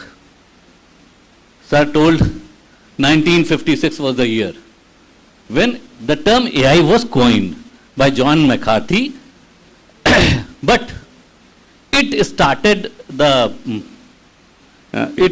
with Aristotle and Socrates.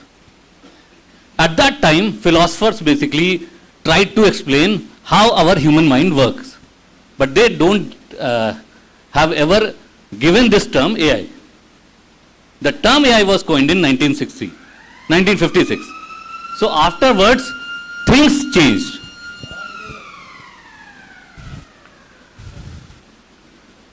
Now, the actual AI, basically, which we call as modern AI, we started with in the year 1943. This was the first work which was recognized as artificial intelligence, which was done by Warren McClock and Walter Pitt in the year 1943. And they have given the first look of neurons, artificial neurons. So you know that our brain is made up of millions of neurons. So from here, basically AI started. Afterwards, in the year 1949, we have a person called as Donald Hebb. Hebb has given a Hebbian learning rule. In when you study a artificial neural network, this will come along. Then at that time, people started with Fortran, Lisp, COBOL. These were invented, and the enthusiasm was very high. But the actual thing is still to come. Then 1955 was the year when Alan Newell and Herbert S. Simon have written the first artificial intelligence program, and which was known as Logic Theorist. Now this program has proved 38 out of 52 mathematical theorems. And then the year came 1956, when John McCarthy termed this as AI. So this is about, and this is the historical timeline from, but a major year is still is not touched by me, because this has given the breakthrough. 1950 was the year. The person was Alan Turing. He was a British mathematician, and he has given this test, which is called as Turing test. And we have Alexa, we have Siri, and we have different gadgets, but still none of the machine has passed this Turing test. So we'll talk about Turing test, we'll talk about how people basically talked about this against Turing test, and then we'll move on to my topic, which is basically CNN and healthcare. So this was a year-wise timeline. So I'm not taking much time because various researchers have already did something. But I'll talk about Turing test, because this was the milestone when Alan Turing basically has given this imitation game. What he did, he basically given Turing test. Suppose that I am an interrogator, and he put one side a man and another side a female, and partitioned everywhere. Again, there is a teletypewriter through which the questioner can talk to both. Now what he did, he asked certain question to man and he asked certain question to the lady. If the lady and this man have answered same type of answers, I can say both have same level of intelligence. So suppose this Turing test was given in the year 1950, and the paper was Can Machines Think? It was written by Alan Turing only. Computing Machinery and Intelligence, another paper he has written, and this imitation game started. And still we are not able to generate a machine which can answer this Turing test. Why? Because people came up with another test. As Patro sir in his lecture said about strong AI, weak AI, the concept of. So the people who thought that AI machines can be built, they are having vision of strong AI concept, because they thought that AI machines can overpower humans. But there are few persons who said that humans are natural powers. So no one can overpower them. So that started. And the answer was given by Chinese room test. Now, they said that machine cannot be made intelligent. Why? They have an answer for that. They created a test. Suppose I have a room here in which I am the person who has to give certain answers now. And there are certain books written in Chinese, and I don't know Chinese. But there are certain instructions which are written in English. They are written in English. Now, some person is giving me questions in Chinese. Now, I have to use these English instructions and Chinese books and manipulate symbols. Accordingly, I have to give certain answers. So, that will be our output.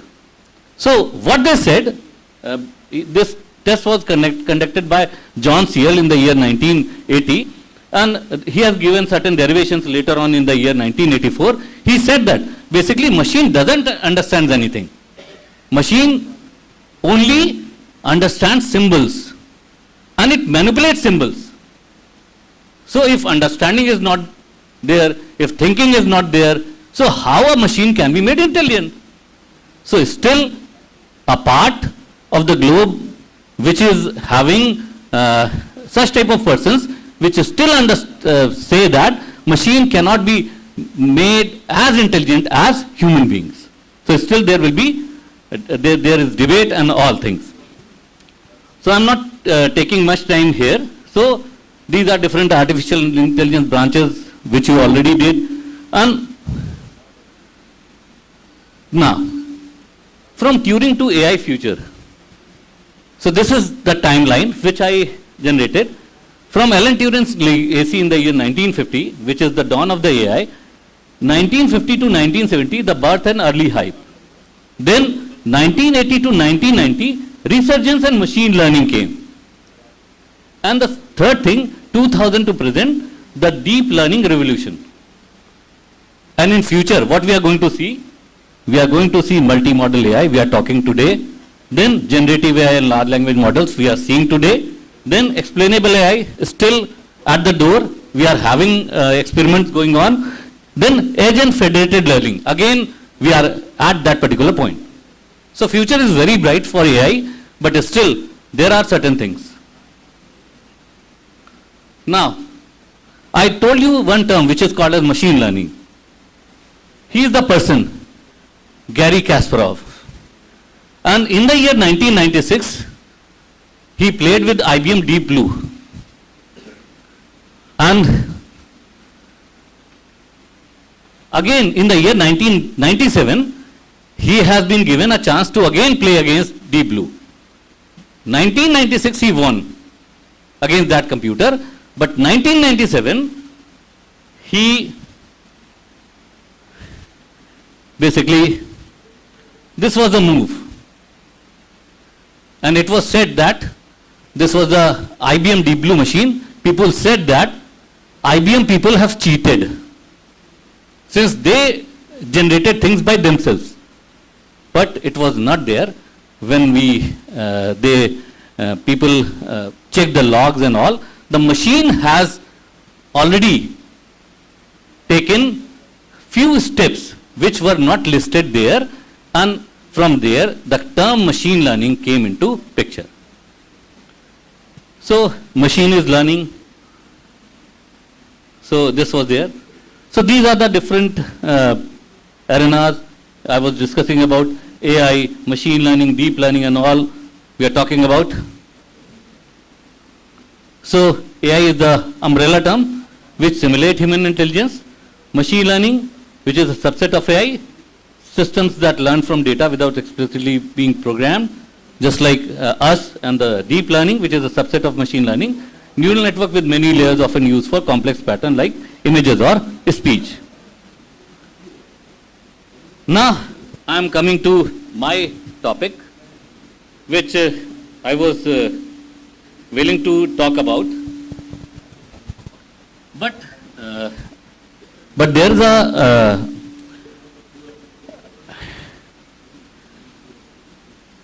challenge for AI people. So for decades, we have stood on the foundations of computer science, which is called as the science of computation, the study of algorithms and the architecture of information. It gives us hardware, the software and the foundational theories from Turing machines to relational database that built the modern world. But after that, there came AI, a field born of ambition, often living on the frontier. What was possible dedicated to the noble pursuit of mechanized intelligence. But when we talk about future, future is basically based on three pillars. The first pillar is theory, the second pillar is practice, and the third pillar is impact. Because the future requires a holistic view, not just technical slide solutions, which we are presenting just now. Now, if we talk about theory, which we are working today, which is quest for principled AI, the theoretical bedrock of computer science is being tested, and we have moved for writing explicit deterministic code to train opaque and probabilistic models. From here, we move to practice. In practice, the development pipeline has been fundamentally transformed. Our challenge is now one of the engineering intelligence at scale. So we are migrating from software engineering to model-centric engineering nowadays. We are moving from simple data pipelines to agentic workflows. So these are the changes. Now, from here, the impact of convergence is immediate and in scale. AI is most powerful tool ever placed in human hands, and it is reshaping economies, geopolitics and human experience itself. But the challenge is something different. We are standing at a unique juncture, a moment of extraordinary power and profound responsibilities. The future of computer science is not just about writing better code, it's about designing a better world. So, from here, we are moving to a second part of my talk, which I basically clubbed around what I do certain work, and that is basically I'm utilizing CNN in healthcare segment, and so I'm not going into details of technical know-how. I'm talking about what basically is our requirement, and what in future we are going to do. Now, there is a changing paradigm shift in healthcare through AI and CNN. For centuries, the diagnostic process hinged on a fundamental reality, and doctors talked about human eye and human mind, and these were the ultimate interpretative filters. We relied on physicians tirelessly gaze over slides, scan and subtle patient records. This model was powerful, but at that time we don't have gadgets like today, and we don't have AI like today. So there's a shift. The catalyst for the current paradigm shift is the arrival of deep learning, and specifically we are talking about CNN. The CNN is more than just a smart algorithm. It is a digital perceptual organ. It has fundamentally changed the relationship between data and diagnosis. So those who are working in the area of medical imaging and medical diagnosis or health sector, they have a chance to do far more better. Now the CNN introduces a revolution. It can automatically discern subtle high-dimensional patterns within images that are simply imperceptible to the unaided human eye. In pathology, the CNN can rapidly scan vast digital slides, focusing the pathologist's attention on a few square millimeter of highest concern. My team is working on laryngeal cancers, oral cancers and ocular cancers. We are dealing with these three. We are collecting images, we are collecting video, operation videos, and through which we are generating, through doctors, a vetted set of past images. Now, we are trying to make we are having one project basically which is on, we are making one device, endoscopy thing you might have heard about. We are putting a high definition camera on endoscope. And as soon as it is moving into your mouth, the oral cancer as well as laryngeal cancers, on the first hand it is giving whether the patient has a cancer predictable or not. So from here we are starting with. Now, in radiology also, it acts as a tireless second pair of eye if you use CNN, accelerating diagnosis of strokes, fractures and tumors, often achieving performance parity or even superiority to human specialists in neuro. So it can be a tool if it is well placed in the hand of doctors. So in my opinion, though we say that AI is going to rule the world, but it can never. It can be utilized as a tool. Now, we are moving from images to actions, from predictive to personalized care. The impact of CNN extends beyond static images, as its fundamental power lies in the feature of extraction, the ability to turn complex data into meaningful insights. So, treatments can be personalized with the help of CNN. By analyzing complex images and genomic data together, AI systems can now move us toward true personalized medicines. You might have heard about guided image surgery, in which patient has given certain medicine. Through that medicine, that area is energized where the pain is. So the medicine or the operation point is detected by the doctor itself. So those things are moving ahead. Not only that, we are transitioning from reactive medicine, treating a disease once it's symptomatic, to proactive medicine. AI allows for the mass, cost-effective screening of retinal images for diabetes or skin images for melanoma, risk early enough to intervene effectively. Now, since I'm in between your lunch and my talk, so I think I'll not take much of your time, since all those cursors will be with me.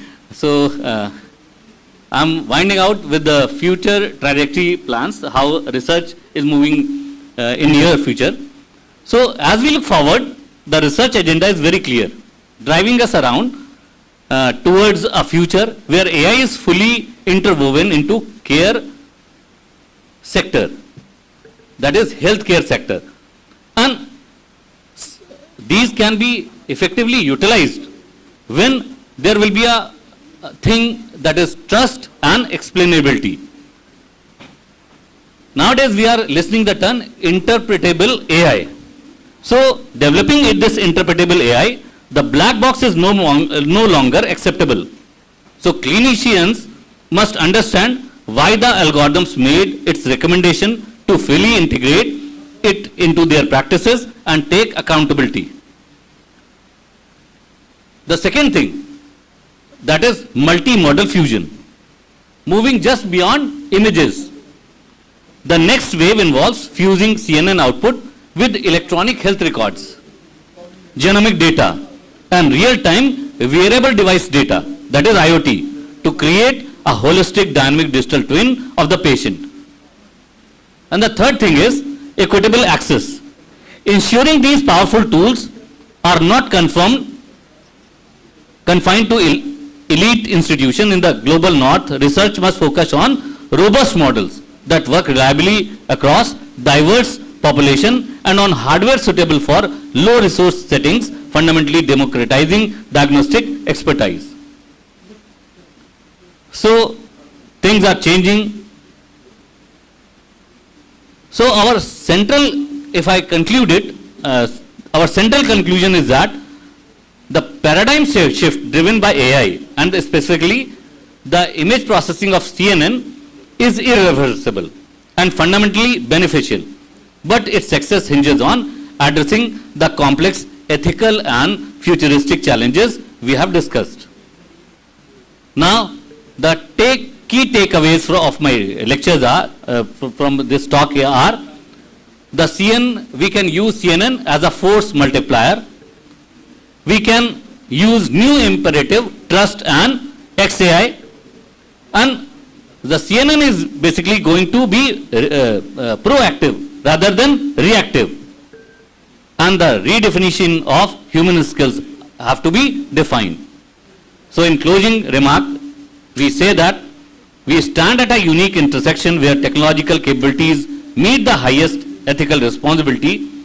The changing paradigm shift is the transformation of the doctor from a sole interpreter of the data to a master conductor of data, human compassion and artificial intelligence. The tools are now in our hands. Let us leave this conference committed to building a future of healthcare that is more accurate, more efficient and above all more human-centered than ever before. Thank you. If you have any queries, I am ready to answer.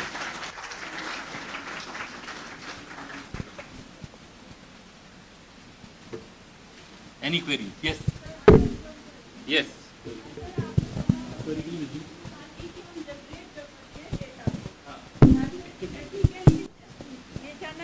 Medical field में भी हम generated data use कर सकते हैं क्या ये research के लिए अच्छा है रिसर्च के लिए ऑब्वियसली हमारे पास जब डेटा ही नहीं है तो रिसर्च के लिए कहीं से तो डेटा स्टार्ट करना है क्या वो बेटर रिजल्ट देगा ऑब्वियस है हमारे पास एक फाइंडिंग्स होंगी जो कि हमारे पास धीरे-धीरे जब डेटा आएगा उसमें कन्वर्ट करेगा it will be a task today to generate this data okay sir yes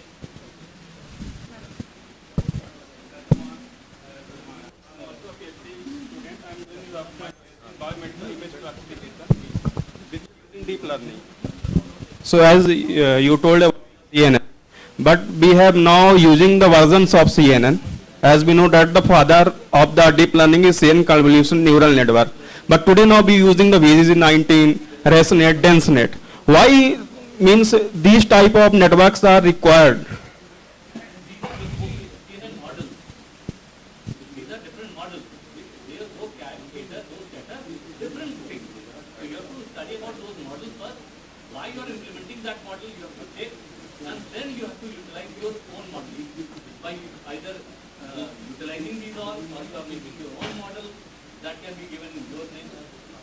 Yes, today I have presented my paper, sir, that is skin cancer detection using deep learning using CAT-SOM optimization. The CAT-SOM optimization just provide me hyperparameter tuning, means they provide the fitness value, PSNR, MSC, this type of values of we are used that values in our model, just like VGG19, DenseNet and EPC-Internet.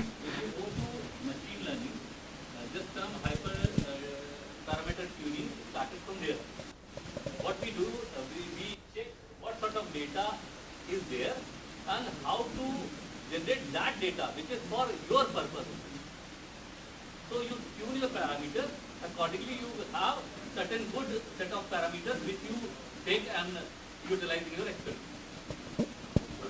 Thank you. Yes.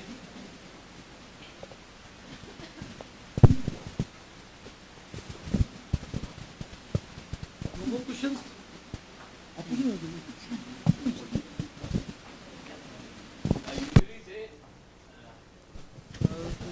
Sir, I have a very small question.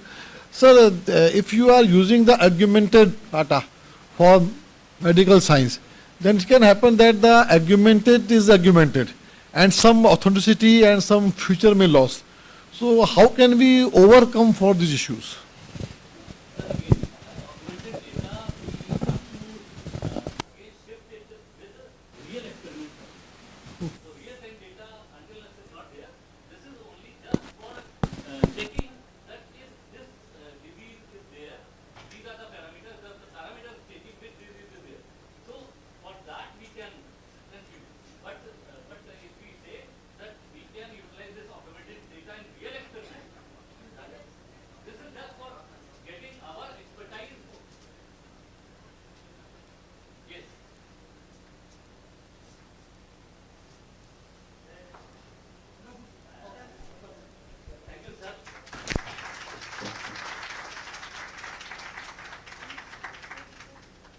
मेरी तरफ से आप खाने के लिए स्वतंत्र हैं अब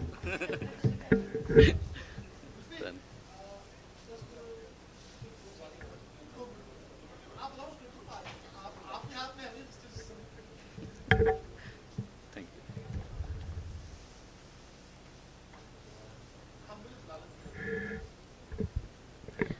I request Professor Manu Pratap Singh sir to kindly take over the stage.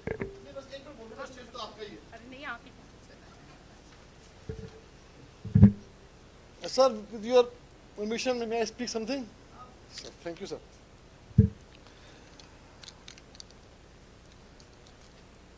After the lunch, we have some research paper, and all the papers, those I have the list, will be presented in the offline mode. So those who are presented here as a scholar or a student, all the papers, those are mentioned in the list, will be presented offline, face to face. Another point is that we have the engineer Bhuvnesh with us. Bhuvnesh ji, please come on the stage. Let me introduce him. He is our alumni. ये हमारे यहाँ के alumni हैं. ये हमारे यहाँ से engineering इन्होंने की थी बहुत साल पहले और आज ये बहुत बड़े एंटरप्रेन्योर हैं. इनकी अपनी इंडस्ट्री है और ये उनका अपना एक ऐसा प्रोडक्ट है जो इंडिया में सिर्फ आपसे ही बनता है और कहीं नहीं बनता. तो इनका एक ऑफर है, इन्होंने मुझे अभी एक ऑफर दिया कि जो स्टूडेंट्स की ओर से, जो स्टूडेंट मतलब जो हमारे स्टूडेंट इंजीनियरिंग के हैं, स्कॉलर्स नहीं, स्टूडेंट्स जो इंजीनियरिंग के हैं, उनकी ओर से जो सबसे अच्छे 5 पेपर प्रेजेंट होंगे, he will offer you the paid internship in his firm. मैं आपको एक बार फिर से रिपीट मैं कर दूँ, हो सकता है कि आपको आवाज़ ना आई मेरी पूरी. जो 5 पेपर सबसे अच्छे स्टूडेंट्स की ओर से यहाँ प्रेजेंट होंगे आज और कल मिला के, उन 5 पेपर को हम इवैल्यूएशन होगा कि who is the best paper, और 5 हम छाट लेंगे. उन 5 पेपर्स को 5 कैंडिडेट्स को जो प्रेजेंटर होंगे, his firm will offer paid internship in the next semester. ऐसा ही है. नमस्कार. सर ने बहुत ज़्यादा बोल दिया. मैं तो मतलब we run a small company. We have one office is in Noida. Yeah, another we started our operations in America as well. So now we wanted to grow, and doing something in this country is really tough. You know, everyone can understand it, and because the research-oriented environment is not there. So if you are doing something towards in the direction of research and doing something productive in the terms of you are making something like a commercial product. So and that commercial product is running and flying like aeroplane, and like we are just getting the Rafale from France, right? So this type of things needs to be developed in this country. France is very small, and we are 5 times or 8 times bigger than that particular country. Why we are not able to make it? And the same thing, we are doing the same thing in France, and the Rafale is being made by Indians only, but we are not making it in this country. So my focus would be to build something. In last 3 days, our Prime Minister told around 5 times on a news channel that made in India. This is not the end. The technology will come from outside and we will made in India. It is not like that. We will made in India by ourselves and will do something drastic. For 5 people, it should be, it is not like the other would be not be competent. Everyone is competent. For the 5 people which will align to our industry, which will align to our work, we will give the paid internship for the next semester. So that's from my side. Thank you.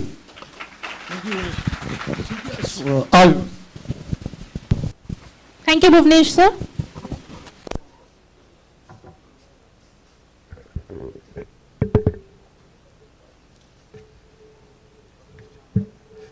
Hello.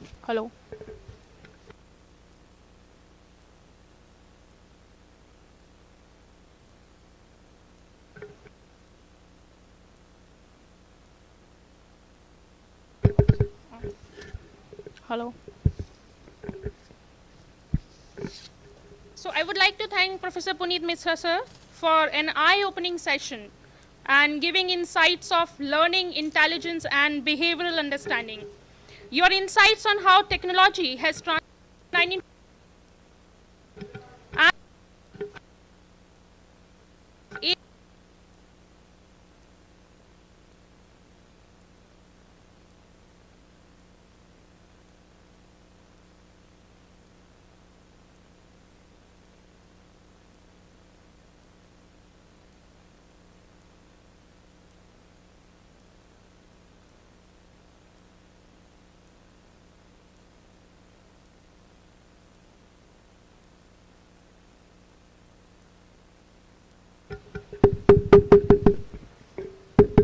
Hello.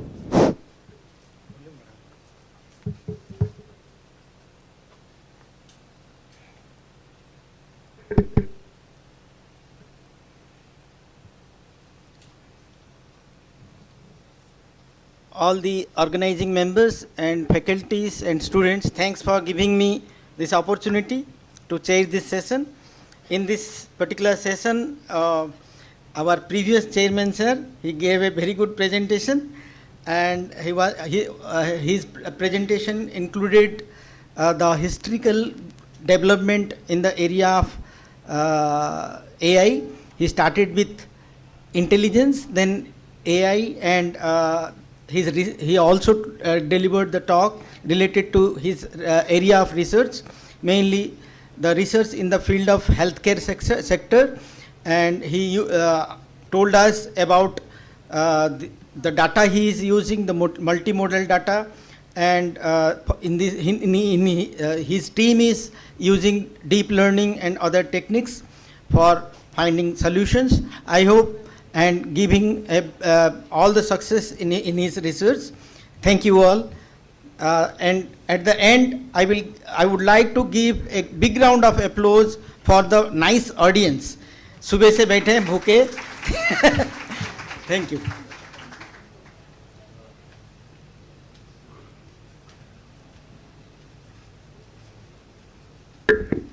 I request Dr. Sunil Kumar sir and Dr. Girish Kumar Singh to please present a memento to our expert, Professor Puneet Mishra sir, to acknowledge their esteemed presence and contribution to the conference.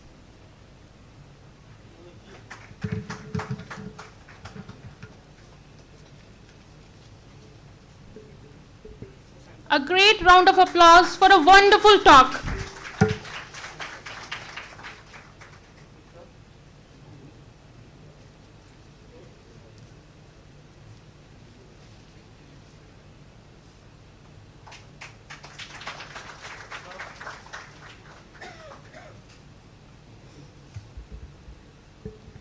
So we have come to an end of this enlightening session, and it is now time to express our heartfelt gratitude to all those who have made this event a grand success. To formally convey our thanks to our distinguished speakers, participants, and our listeners, I now invite Engineer Prashant Maharishi to deliver the vote of thanks.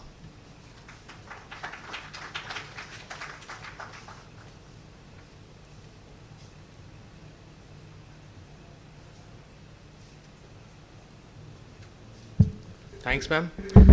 I think I'm the last person, I'm the last hurdle between lunch and you all guys. I'm highly privileged to get the opportunity to propose a vote of thanks for this international conference on future of computer science with AI, theoretical practice and impact. For the first session, second day of conference, which is in Uttam Institute. First of all, foremost, I will give thanks to all the eminent speakers over here, starting from first to Dr. Satish Krishna sir, who has given the speech on neuromorphic principles of IoT. Second, Dr. Saroj Vishwas sir, who has given the speech on ML programming computer to optimize the performance criteria using expert data and the classification of machine learning. Third, sir, Dr. BDK Patro, an interactive sessions with the students, and thanks sir for providing gifts for our students. He has given the generations of AI. Last, Dr. Mujahideen Tabussum, he gave the on generative AI case in healthcare. Last but not least, Dr. Puneet Mishra sir, he told about the real evolution of AI. He told about the Alan Turing and John. Although the movie has come on Alan Turing, the Intimation game in the year 1914, in the year 2014, that was related to that Puneet sir topic. So I also thank to our chairperson, Dr. Puneet Mishra sir and BDK Patro sir, for chairing the 6 sessions continuously. Last but not least, I will thank all the patient audience over here who has focusedly listened all the lectures and without creating any of the chairs.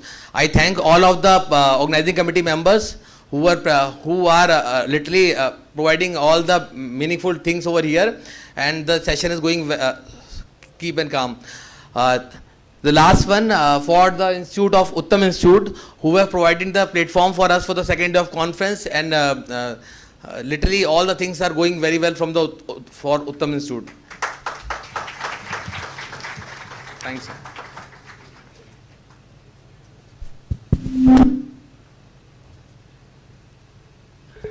Can we have a big round of applause for organizing team? They have done it wonderfully. Professor Manu Pratap Singh, and though I, as a session chair, I thank, but it's my responsibility as a speaker also, keynote speaker, that the conference created an environment in which all of you can grow. I'd seen IT few years back, and I seen IT progressing very efficiently, and Dr. Singh has taken it there. Along with that, all conference coordinators and conference members, I thank all. Thank you. Thank you.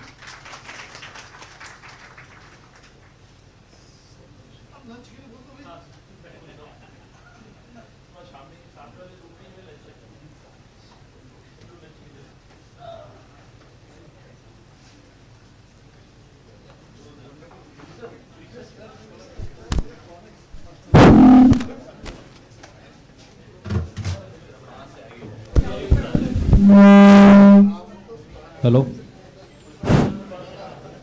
Hello? Hello? Hello?